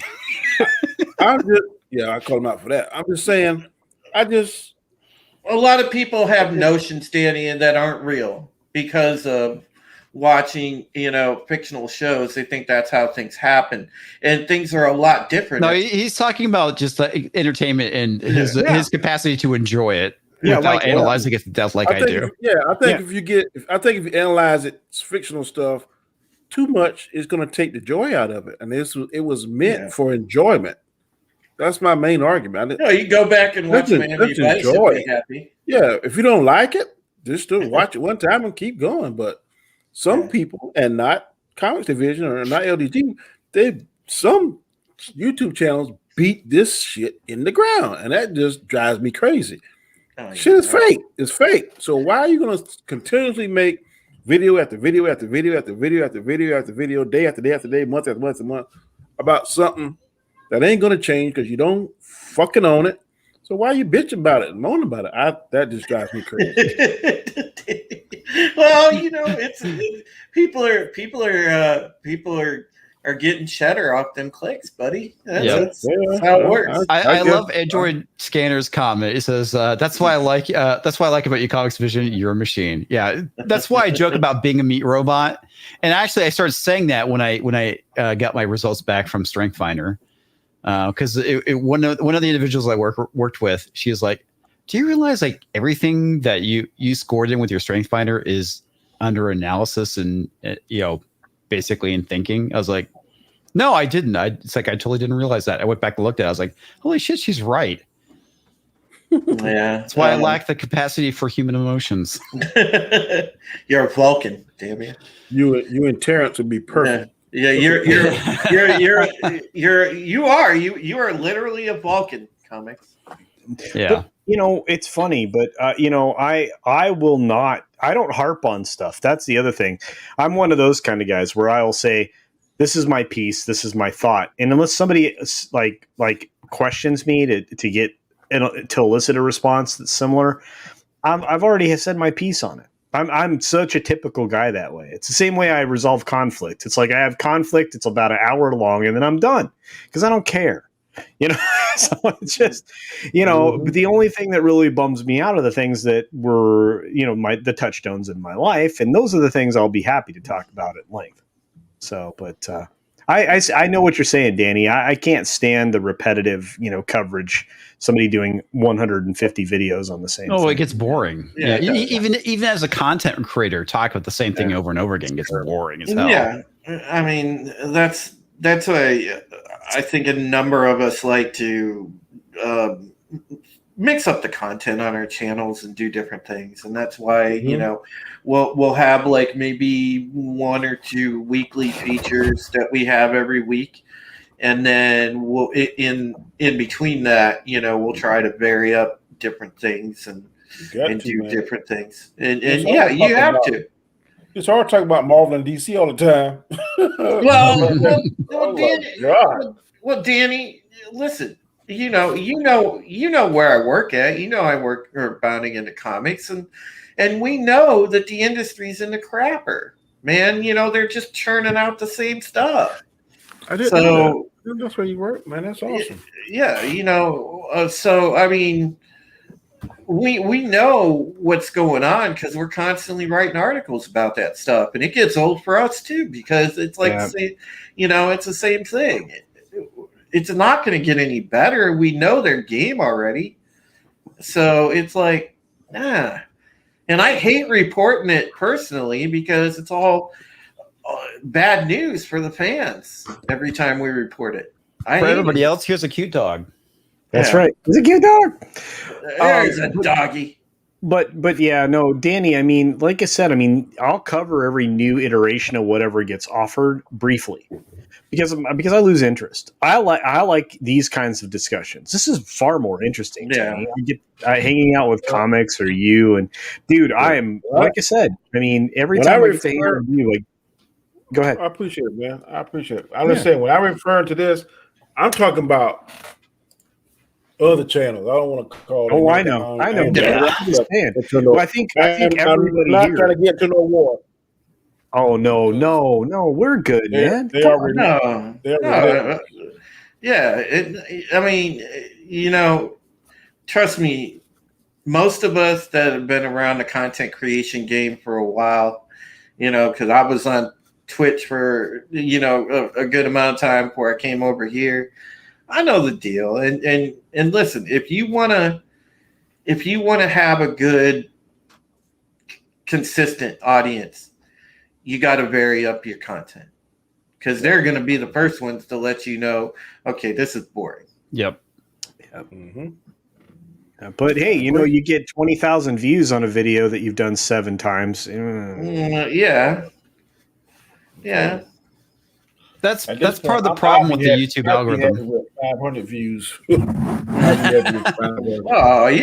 get there, man. It's Danny, I love what you do, man. And like I said, I'm going to keep promoting. I love having you on my show Sunday, man. I felt it was a privilege, so thank you for. I appreciate it, man. I appreciate it. You are welcome back anytime. You are in the chat. I think me and Comics compete at the same time on Mondays. Because I would join more on Mondays, but Mondays was a busy day for me. But I definitely love the roundtables. Yeah, man, I enjoyed them too, man. It's like as much as I can, don't care about the TV show. I enjoy hanging out with you guys. What do you think of this episode? I haven't watched it yet. Oh my God! Are you talking about Loki?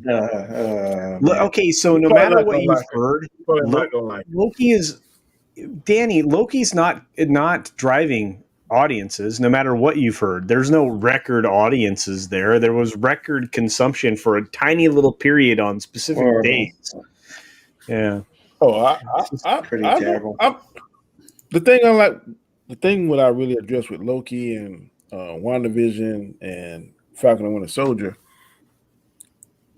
if you're a fan of a product, I don't care who owns that, in my opinion. I'm going to be a fan. Like, for instance, some of the best fans in football to me are the Dallas Cowboy fans. I don't like them. I can't stand Nobody them, does. but they are loyal fans because Dallas haven't smelled or sniffed a Super Bowl in 25 years. Every time you talk to a Dallas Cowboy fan, hey, we going, this is our year. This is our year. So I can respect that. Has it been that long, dude? But Is it? This is our year. 25 years. Damn. This is our year. People that claim to be Star Wars fans or Marvel fans or whatever, because Disney is doing something that they don't like, they're going to cut ties. Gina Carano is one thing I heard people say, I'm not going to watch Mandalorian anymore because this. I'm not going to watch. I'm going to stop my subscription with Disney because of this. I'm not going to do that. I mean, I'm sorry for Miss Gina Carano. I feel strongly she was done wrong, but Star Wars is its own entity. I may start watching that particular show, but I'm not going to start watching Marvel because they're under the umbrella of Disney. But to me, that's just crazy. But I'll be honest. Some people do. I'll be honest, though, Danny. A lot of those Marvel shows, to me, are good natural melatonin because, like Southern Belle said, it's good sleep material.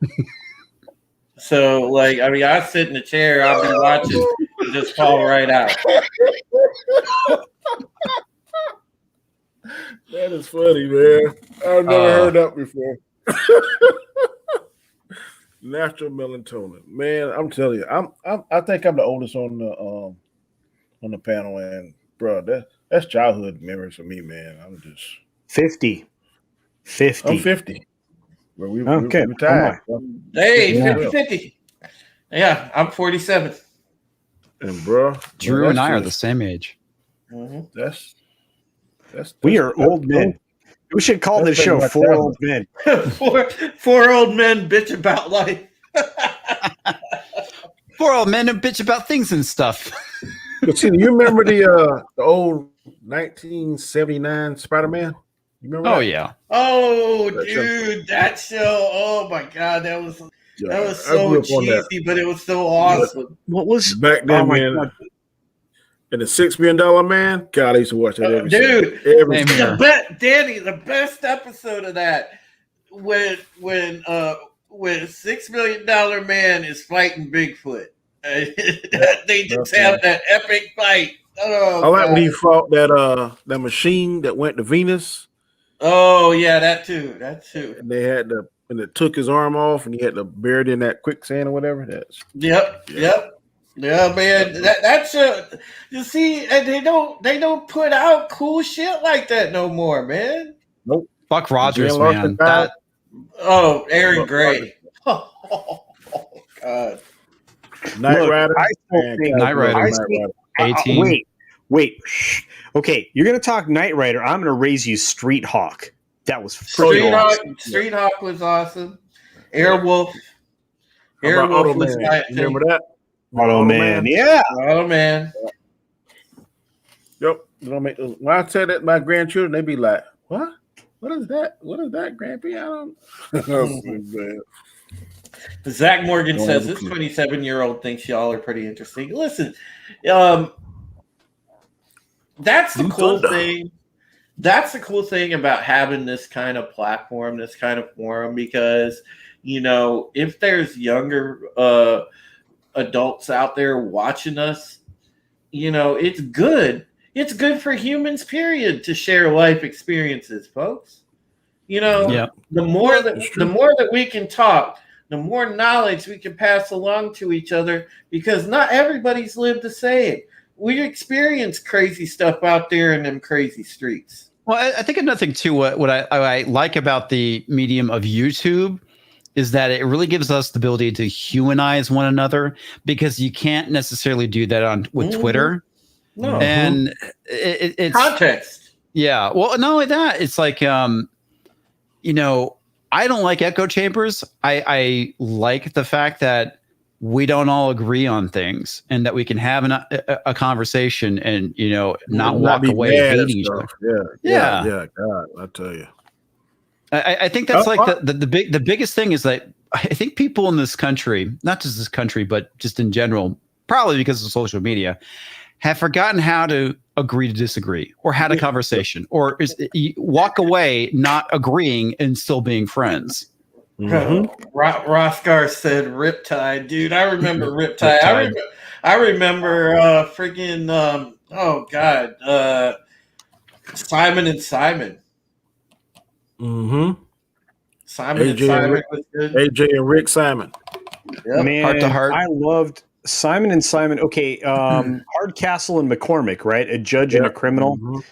Yeah, I mean, there were some amazing television programs. Of course, the best of that would have been Magnum PI, right? Yeah. But I loved Chips, right? There were so many cop shows that I fell in love with. Think about it. You like the reboot of Magnum PI? No. Just don't. It just don't feel the same, man. It ain't the same without Tom, bro. Well, the mustache. Look, here's the thing. Here's the problem.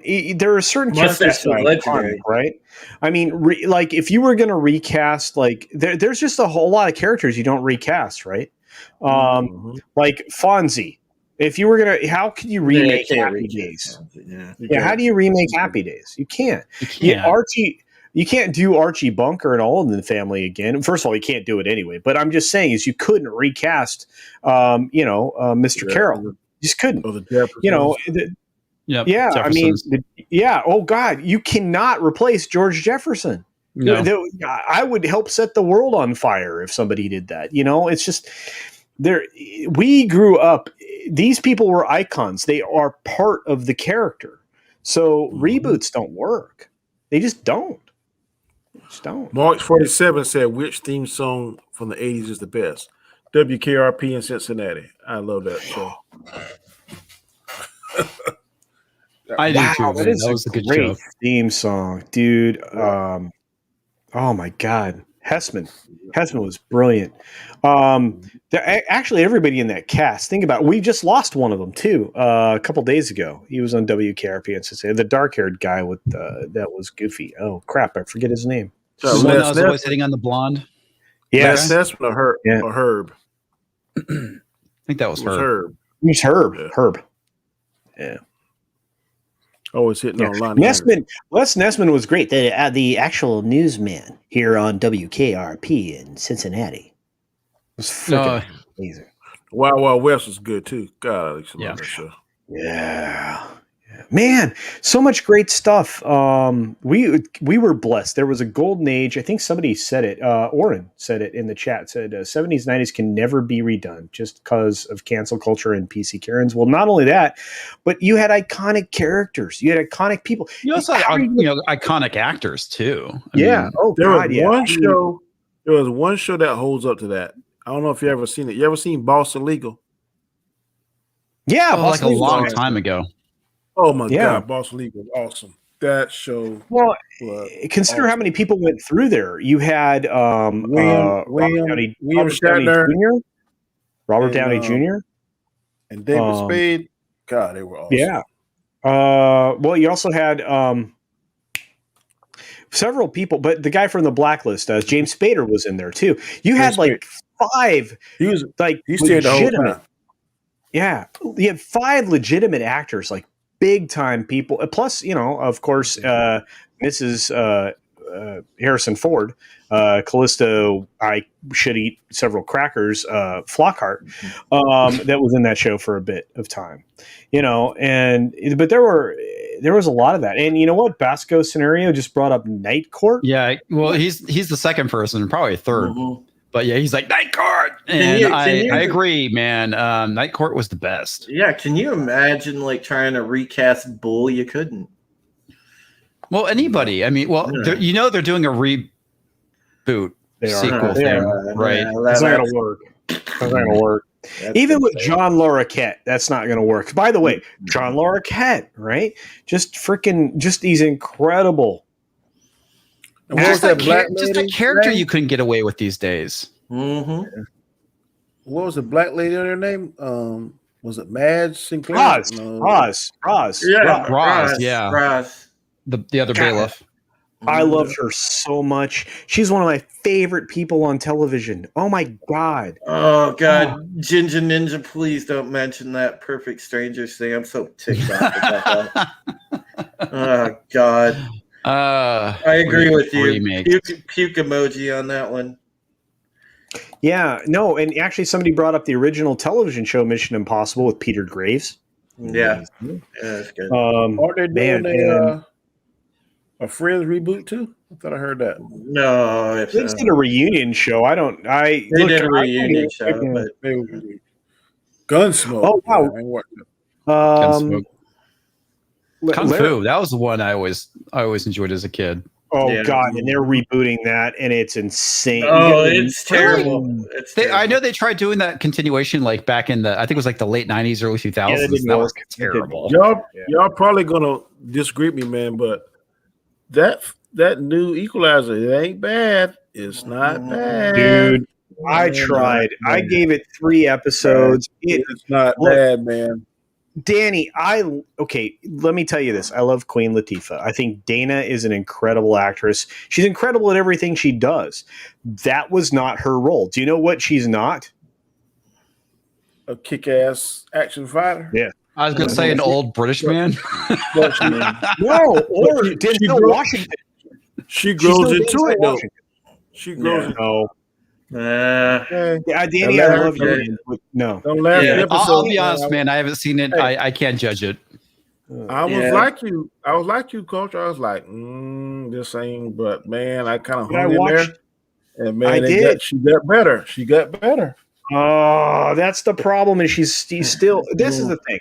We love her because we grew up with her, right? She's just great. But that's how that show's surviving. It shouldn't be. It's getting ratings it doesn't deserve. Well, what they try to do is just like, well, we're going to take your character and set it off, make your character like set it off on steroids, and it's like, yeah, it doesn't work. No, it's just she can't she can't bring her leg up to kick somebody higher than her knee. That's not gonna work.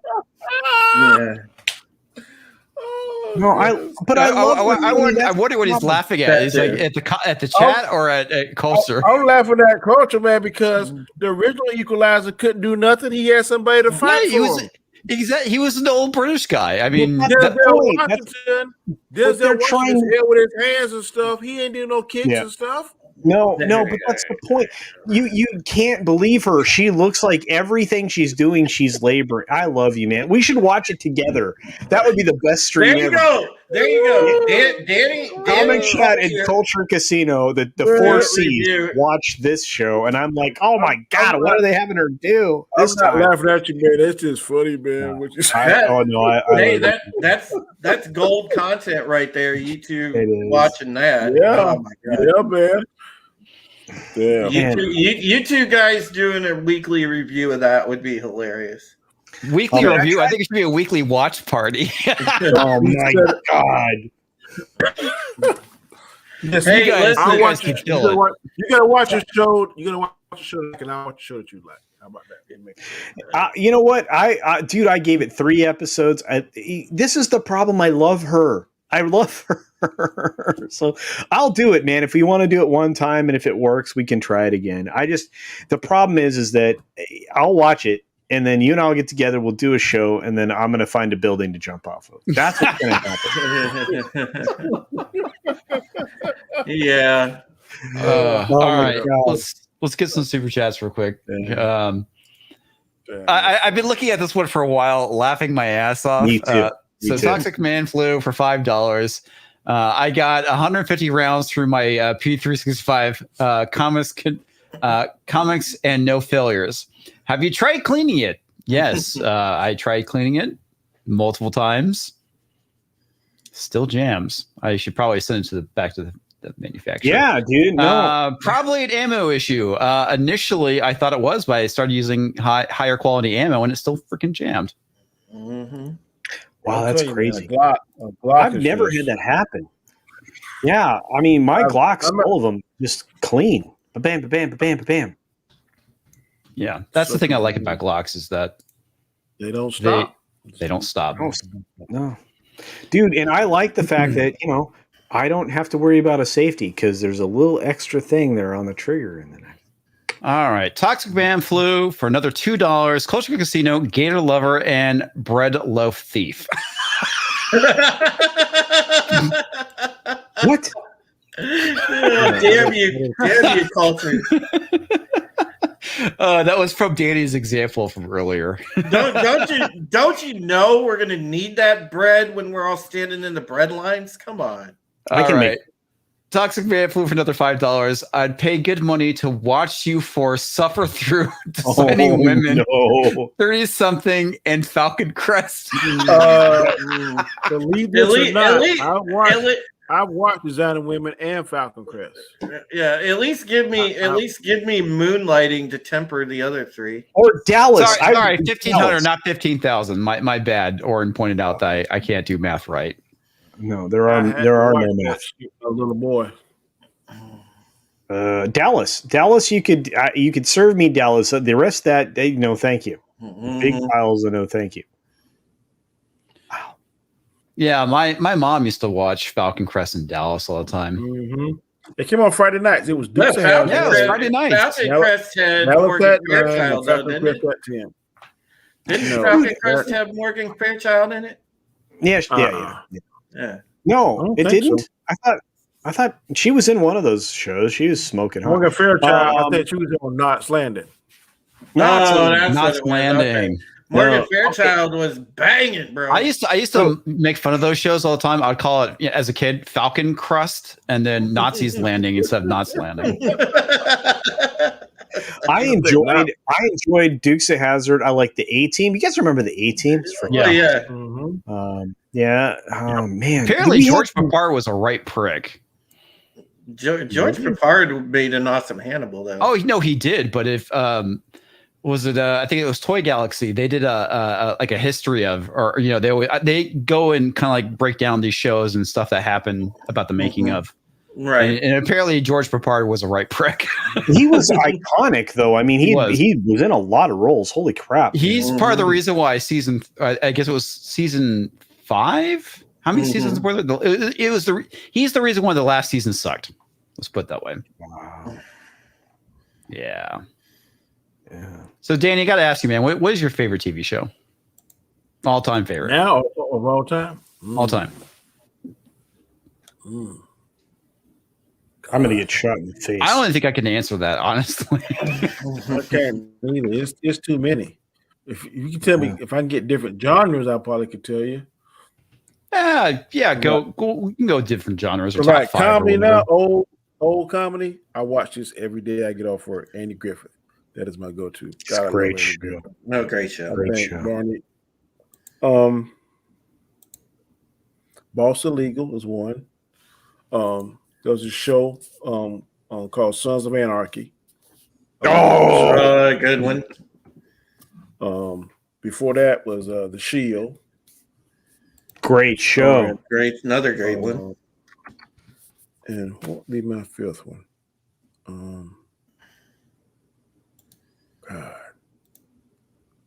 I know what it is. It just came on HBO.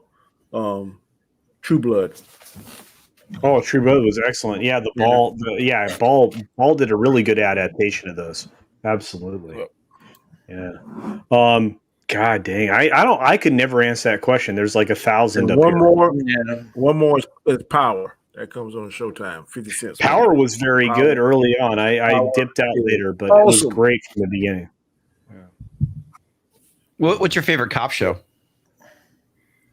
I hate to say that, man, but The Shield. Yeah. Why do you? I've never seen it, so I don't know what it's about. Because I was pulling for Vic Mackey. He was a dirty cop, but he was a dirty cop for I can't say a good reason, but he was just compelling, man. And if you did certain things, like if you mess with kids or women, man, he would fuck criminals up. And I was like, damn, he can do shit that sometimes. I wish. Sometimes you want to do that, right? Yeah. Somebody that's deserving of it, need their ass just whipped sometimes, and he can do it. I live vicariously through him on TV. Danny, did you ever see Breaking Bad? My wife watched that. I never really got into it. I was more of a Dexter. I love Dexter. Dexter was good, but oh my god, that last season was terrible. Yeah. Yeah, it was awful. But they're rebooting that too, or Are they? sequentially. What the Yeah. fuck? It's a sequel. Why? Well, no, it's not rebooted. It's like they're adding to it. They're doing a 'cause, you know, sequel. it's sort of, Like a kind of. He's in it. continuation of it. Yeah, but anyway, so in Breaking Bad, there is a retired cop who's really dirty, you know, and he is as providing security for Gus Frame, Mm-hmm. Gustavo Frame, Uh-huh. in the show, and he recounts an event that changed his perspective while he was a cop. It was he showed up on a DV incident, right, a domestic incident, and he continually showed up at the same address. It's the same story. This giant man beating up this tiny little thing of a woman. And one time his partner doesn't go with him; it's just him. So he ends up taking the guy in his car, and instead of turning right to head towards the station, he turns left and takes him out into the desert. And he puts a gun in the guy's mouth, and he said, "This is it. Make your peace with God." The guy promises he's never going to do it again, the whole 9 yards. And the whole point of the story is that eventually he takes him to the station, puts him where he needs to go, and less than 2 weeks later, the guy kills his wife, and he said, "No more half measures." Was one of the most powerful things I'd seen in television in a long time, and it made me appreciate television all over again, right? Because I liked defining moment television like that, great storytelling, and I thought that's why I liked Miami Vice. Yeah, exactly. It was that the character's called Ermintrout, right? And it was incredibly good. But yeah, like I said, I mean, if I were going to go back in time, I think I would start probably with MASH as one of my favorite shows. I watched that. I watched obviously Breaking Bad. But you named one of the other favorites I have, Sons of Anarchy, incredible television show. But the problem is I have like 100 favorite shows. I mean, things that I go back to all the time. In fact, I do a show with this knucklehead down here, about Battlestar Galactica.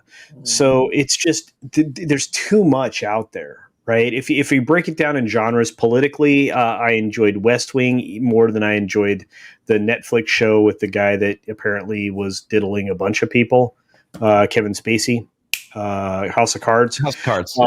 Yeah, I enjoyed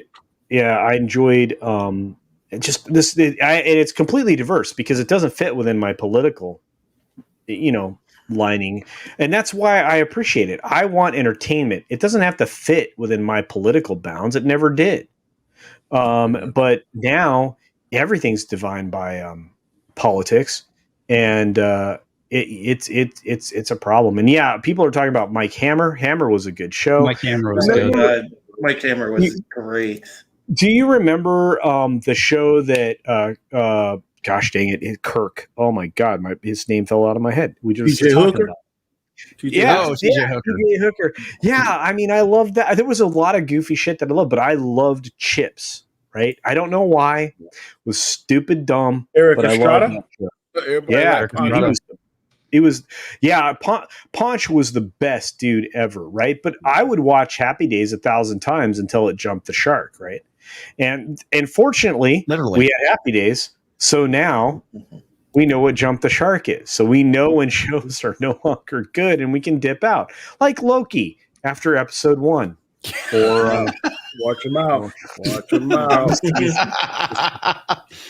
I got a question. What is your perfect movie? What is the perfect movie? Fuck. Oh God. What I consider to be the perfect movie, or just what's my perfect movie? What is the perfect it's already been created and you already watched it in your mind? What is the perfect movie? There's only one perfect movie. That's difficult, but there's two. Shawshank Redemption is the perfect movie.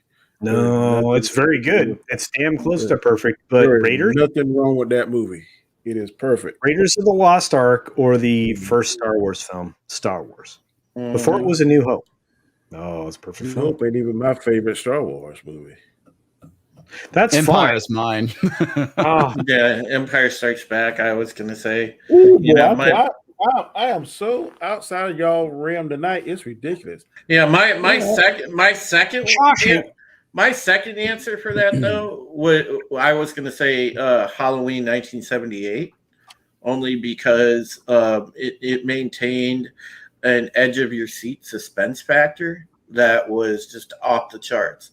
And man, oh god, I like that movie, I think, even better than The Thing. And that probably Halloween 78 would be my favorite horror movie forever. I can't say like what is my perfect movie, but my perfect horror movie is The Thing.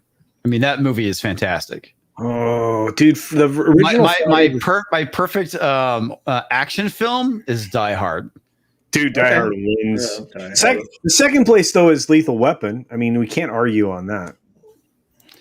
But I'm trying to. I God, think man, there that's is- really a there is- difficult question. What is my all-time like perfect movie? Damn, dude, I don't think I have an answer. Yeah. Oh, Biggerford comes up with Usual Suspects. Oh, that's a good movie. Fuck, that's a great he loves film. That's a great film too. Alonzo loves that movie. Oh, man. For good reason. It's fantastic. Alonso's Oh, dead yeah. wrong, dude. Yeah. But my favorite two of all time is that and The Green Mile. Those two movies I love. Green Mile's very good. Yeah. I could watch. No. watch it over. But no, look. I mean, I get Shawshank. It's a very good film. Man, crap. That's a movie God, that there's- no matter what if I walk in, no matter what part of it, I'm gonna sit down and watch You it. finish it. Oh, dude. Okay, for me then it's The Big Lebowski because my dad and I will call each other and I'll say, "Dude, Lebowski's on," and I'll give him the channel and we'll finish the film. Okay. You know. But it's just like I said. I mean, there's a million of those. God dang it! I don't Well, I'm know. about to say something really polarizing now. What's that? There is no original Star Wars movie that's better than Revenge of the Sith. I've heard you, that you before. think Revenge of the Sith is the best one? Wow. That is the best one. I've heard that before. It's a rough take, and you said it a couple days ago, and I was like, I kind of see where you're coming That's from. one. Go back and watch. Go back and watch them. Nah, it's still not, dude. It's still not. It's a dude, the difference original between best and favorite. Oh well, no. The best film is Empire. Empire. Radical Rise of Ryan. Rise of Skywalker is the best. Hell, Rise of Skywalker. No, he's trolling us. Oh, God. Oh, Jesus. I agree with Anzo and Guy Scar. It's Empire. Yeah, Empire's the best. If everybody comes back now, I may or may not watch it. But if Revenge of the Sith, come on, I ain't got nothing to do. Don't watch it. Do I have to go get one of my Lebowski t-shirts? I may have to get one of my Lebowski t-shirts. Look, there are certain films that are just like they're like in you, right? So like heist movies, right? So if I'm going for a heist movie, I like the original Ocean's 11. And now you've seen like the 60s Ocean's 11. Any of them.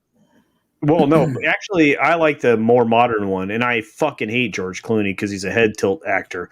Guys, just so I can ruin everything George Clooney's ever done for you, watch him. He's a head tilt actor. That's exactly all you get from that dude. He did it in Batman. If you speed him up, he looks like a Night at the Roxbury. If you just speed up anything he's in, it's like.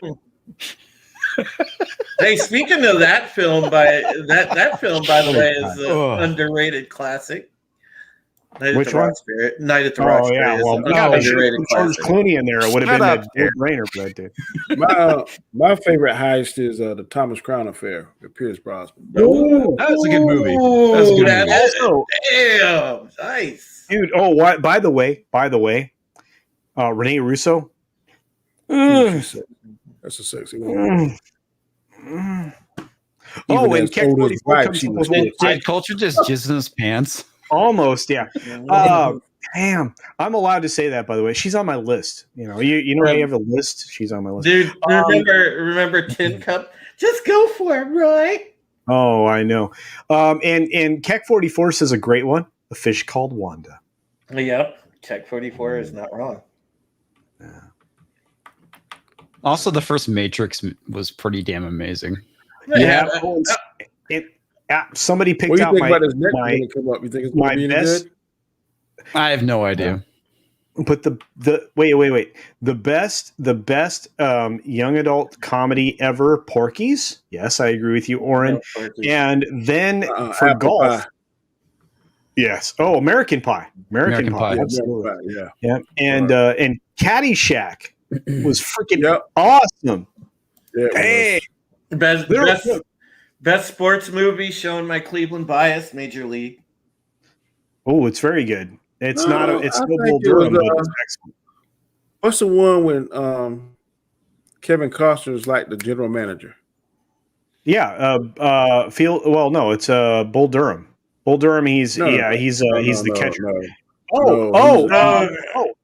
Football. What did you guys think of The Replacements with Keanu Reeves?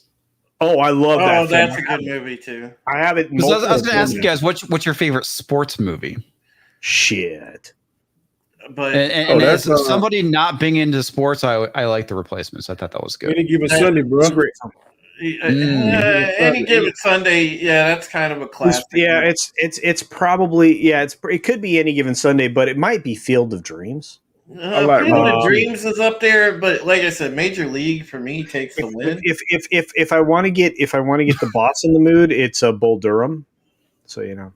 Oh yeah, Chris Leslie the Craze says Bloodsport. I know the movie you're thinking of, though, Danny, where Kevin Costner's general manager. That's another movie about Cleveland. That was when he was GM of the Browns. That was Draft Day. That's actually underrated. Honestly, it was actually a pretty good movie. I took my mom. Okay, I have my all-time favorite now because Arfar just mentioned it. Gladiator. Gladiator, that's a fantastic movie. That's a great. That is my all-time favorite movie. Wow, Toxic Man flew rolling in the classic rollerball. Damn. Oh, did y'all see Ford enough? Yeah, rollerball. The original. Ford v Ferrari. No, not yet. Yeah, very good. That movie is awesome. God, that movie is awesome. Balls of Fury is also very good. I think that's a good one. Slapshot is another one. Oh shit, I have that. Dude, let me tell you, Paul Newman is a hockey player. At his age, I never would have believed it, but it was a great film. The Hanson brothers are the best part of that. Holy crap! It's like the Ramone brothers playing hockey. It's friggin' awesome. Do you remember Mystery Alaska? Say again. Do you remember the movie Mystery Alaska? Are you thinking of Baked Alaska? No, Mystery Alaska.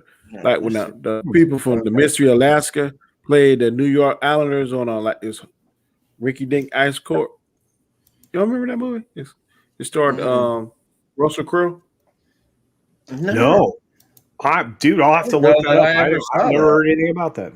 Yeah, it was a hockey movie. I think it came out years ago. Dude. Wait a minute. Somebody Guy Scar's like, somebody say hockey.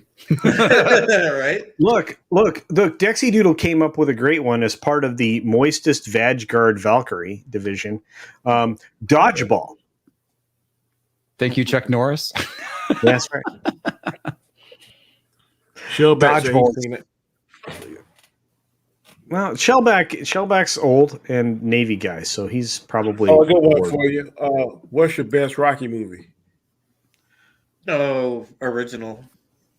Which is the one that had Mr. T? Was that 2 or 3? That was 3. I like that one. I'm counting the Creed movies too now. No, you're counting the Creed movie. I haven't seen any Creed movies. I need to watch those. Oh man, you need to watch them. Shit. Still the original for me. I'm with comics, man. Man, Mr. T put a whipping on his ass. Exactly. Mr. T is a 1980s staple. Yeah, yes. Dude, okay. I want to see. You know how he played in Creed? He fights Drago's son. In one of them, I won't tell you which one. Oh, really? Okay, that's interesting. I want to see him fight. Doggone. It's coming. I want to see Creed. I want to see Creed fight Mr. T son. In Creed. Oh, 3. that I don't know about, but there's a lot of rivalry fights coming up in Creed based on the plot lines. The longest yard with Burt Reynolds was very good. The one with Adam Sandler, not so much. Pretty funny.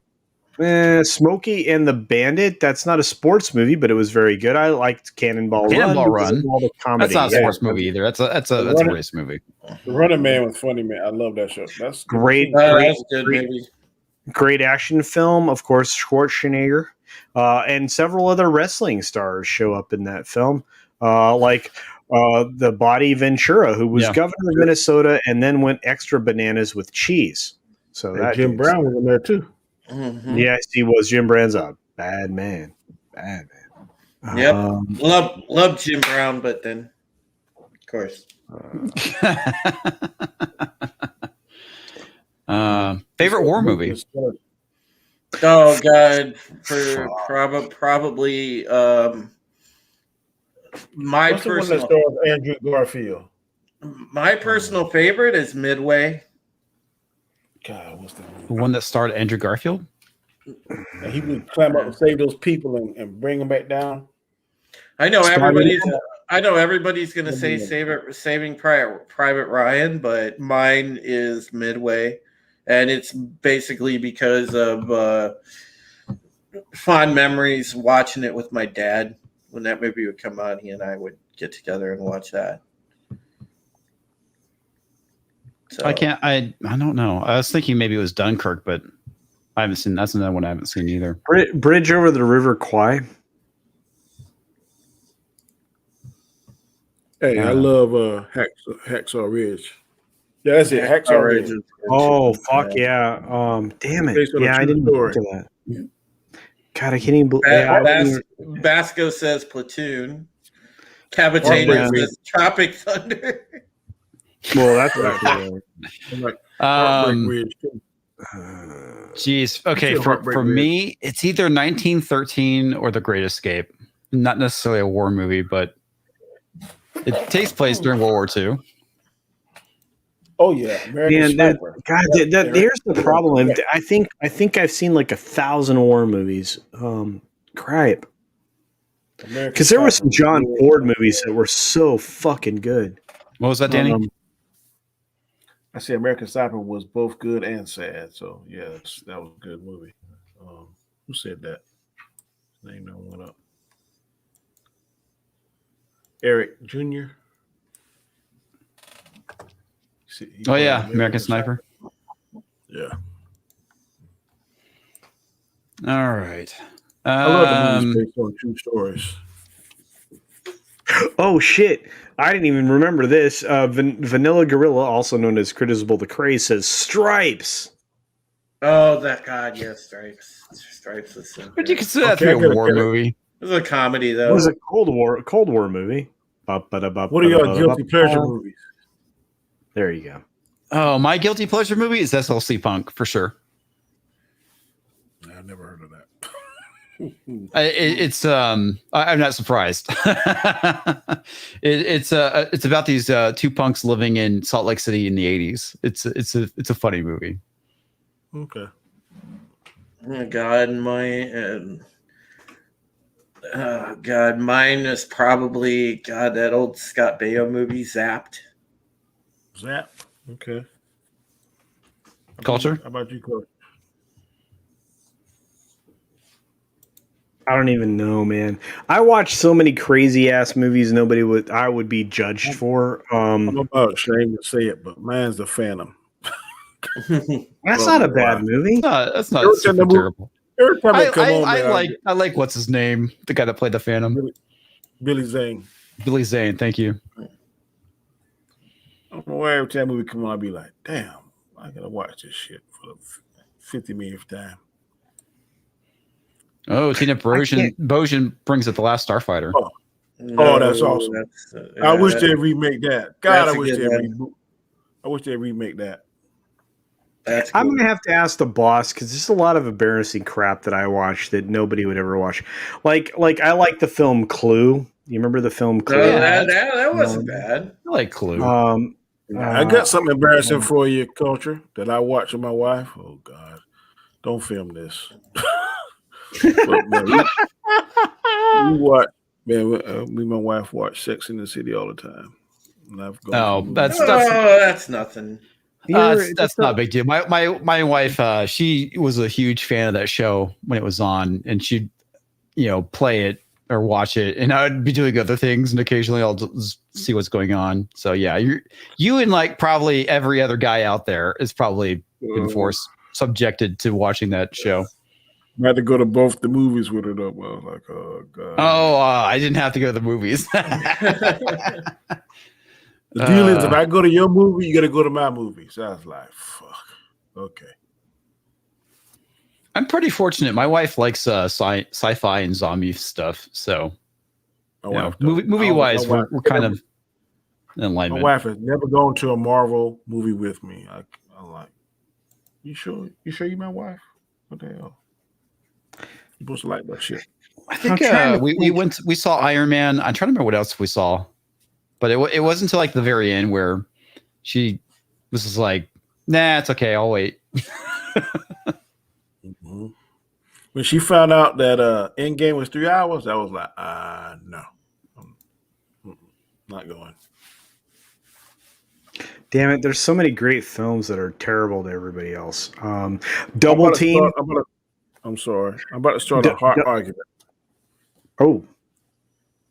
Which is better? Endgame or Zack Snyder Justice League? Endgame. Yeah, I'm gonna have to agree with Endgame, considering I haven't seen Zack Snyder's Justice League. I am never coming back on this show again. What did you like Zack Snyder's movie more? Hell yeah. And I love Endgame. But that blew me away. Well, like I said, I haven't seen it, so I can't. I honestly can't judge it. Why haven't you seen it yet, Mr. Division? I'll be honest with you. I don't feel the overwhelming urge to see that movie. It's the same thing with the original Justice League, dude. I never saw that in the theater. I never seen the movie. Oh, Joss Whedon. Still, yeah. For like no reason. There's certain movies I'm like, not really that interested in seeing. Right. Well, you got if you name your show, not me now, Comic Chat, you gotta kind of have to go watch the stuff to talk about. So I'm kind of obligated to watch that stuff, but I loved it. Well, you think with a channel name with Comics Division, I would watch it too. Yeah. Dude, everyone gave me shit for like the longest time because I never saw Logan until like a couple of years ago. Anyway, then I watched it. I was like, I don't like this movie. You didn't like it? No, I mean it was okay. I mean, I think it was like way more hyped. Look at Danny. I mean, it's not like I hated the movie or anything, but it's like everyone's like, "Oh, this movie's great." I'm like, so I liked Wolverine more. Oh man, Logan's man, that's the top 10. There's so many films that would embarrass me. Gosh, I liked Zach and Miri Make a Porno. It's the only good movie's pretty funny. Movie.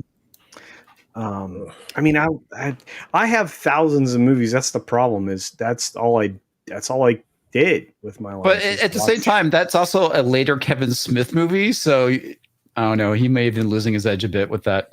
However, the whole I would say like the first half of it when they're doing the Star Wars porn is funny, dude. Plus, you get to see Muse peen, right? Plus, Katie, what's her name's in it. So yeah, something for everybody, I guess. All right, I'm gonna hit super chat, and then we're closing it down.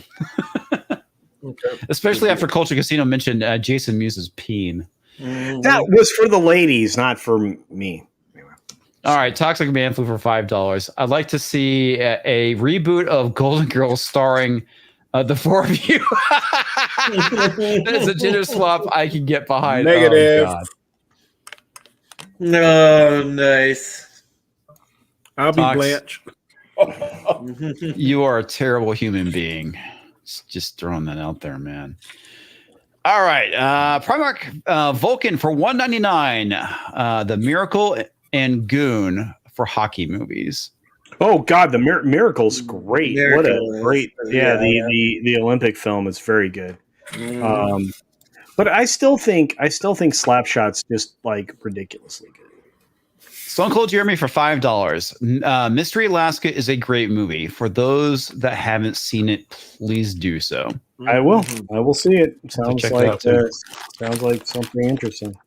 All right, Crazy Cat Guy for $10. I'm really enjoying the stream tonight. Once the discussion of the topic was complete, it turned into a fun exchange. It's reminiscent. Thank you. Reminiscent of pub night with friends. That's true, and that's how I feel about it. That's actually how I feel about YouTube as a whole. And here we go, another one for Crazy Cat Guy for another $2. I can suggest Men with Brooms, funny movie. Never heard of it. Never heard of that, but I have heard is Men That Stare at Goats with George Clooney. Head tilt. Remember? Yeah. The Roxbury actor. Okay. All right. That's all of them. Wow. Okay. Awesome. There's a great Mamet play that was turned into a film starring a dead guy now called State and Maine. It's very good. I like Dude, Where's My Car? Well, Weekend at Bernie's. Remember that? Oh, Weekend at Bernie's was great. One of my favorite films of all time. Okay, so I have a funny story, which is involving a not so funny situation. So the first time I saw Weekend at Bernie's was right after my dad died. And trust me, it made the situation a lot better. Seriously, this actually happened. I was like 16. Wow. My dad died, and my mom and I rented Weekend at Bernie's. Yeah, it like I said, I have a warped sense of humor, and it definitely made coping with my father's death a lot easier. So, okay, so one of the best horse racing films is Let It Ride. It's very good. I haven't seen it. There's a Tilly in it. What, Secretariat? Well, that's pretty good. Oh, this one's funny. Of course, the Dane brings up One Crazy Summer, which is a great movie. Better Off Dead is another good movie from the 80s. Oh, Better Off Dead? Yes. $2. I want my $2. Oh, my God. So great. Jesus. Speaking of which, he's in a great Hitman film called Gross Point Blank. That's another good one. What are your favorite presidential movies? What's that? What are your favorite presidential movies? Presidential movies? Jeez. Well, does Independence Day count? Yeah, it's pretty good. Independence Day. ID4. Sure. I like the one with is it Kirk Douglas and Annette Bening, or Michael Douglas and Annette Bening? Yeah, An American President. Yep, that's my favorite one. Yeah, that's an Aaron Sorkin film. He went on to write a presidential-based television program with a former communications chief in the White House called West Wing. West Wing. It was on NBC for 7 or 8 seasons. A lot of people are saying Dave. Dave is one of my favorites. He of course, the main actor there, Mr. Klein, was also in A Fish Called Wanda, also one of my favorites. He was in the movie In and Out, which apparently Stephanie said F that movie today, and on Twitter, of course. And then there was, like I said, I mean, he's very gifted. Anything he's been in, I've actually enjoyed for the most part. But there you are.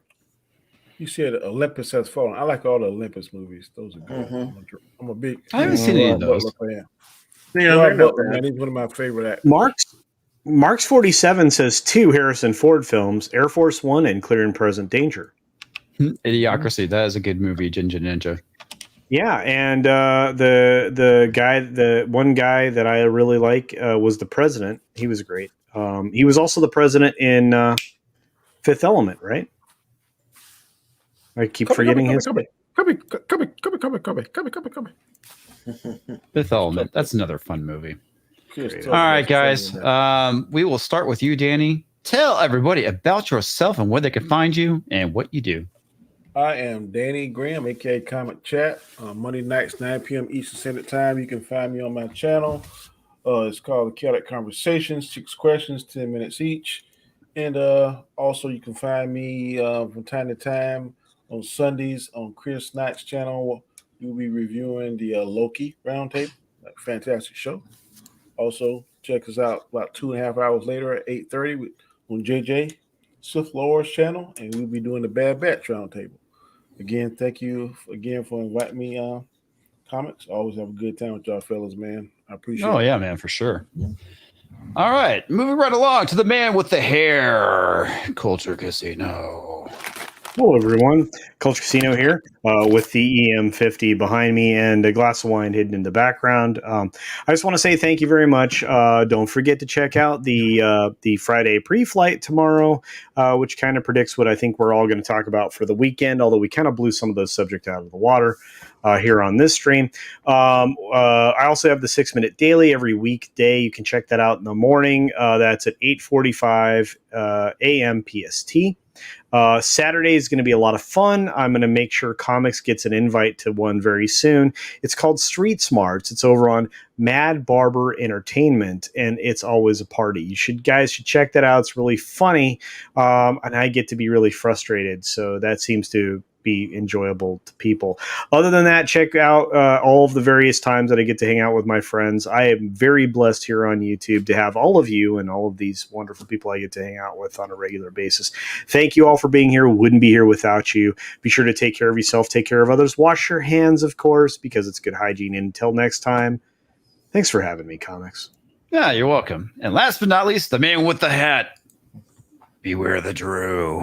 Well, hey, folks, you guys know me. I am Supreme Heretic, a.k.a. Drew Taylor from Bounding Into Comics. I also have my own YouTube channel, which you guys probably nicely graced earlier for the Pegasus Actual Podcast, where on Thursdays we talk BSG, and I have Culture, and I also have Brightest Day on there, and we have Justin Normie Scott on there, and we also will have Steven back eventually, so that'll be fun. And then eventually we will also have Raquel back. I can't wait for that. But in the meantime, Brightest Day and I and Culture are kind of holding it down, and we're having different people on. And of course, this is the highlight of my Thursdays. I love coming on Comics Vision streams and hanging out here because, you know, especially he and Culture, very, very, very dear friends, and you know, I feel like you know, they are family to me, and so are you folks out in the chat. So I really do appreciate your support. Without you, there is no us. Just remember that, and thank you, and make sure that you check out my stuff. Follow me on Twitter at Supreme Heretic. So take care and have a great night, folks. All right, everyone. Thanks again for tuning in, and we will catch you next time as I go and fumble for the closing koalas. Good night, everyone.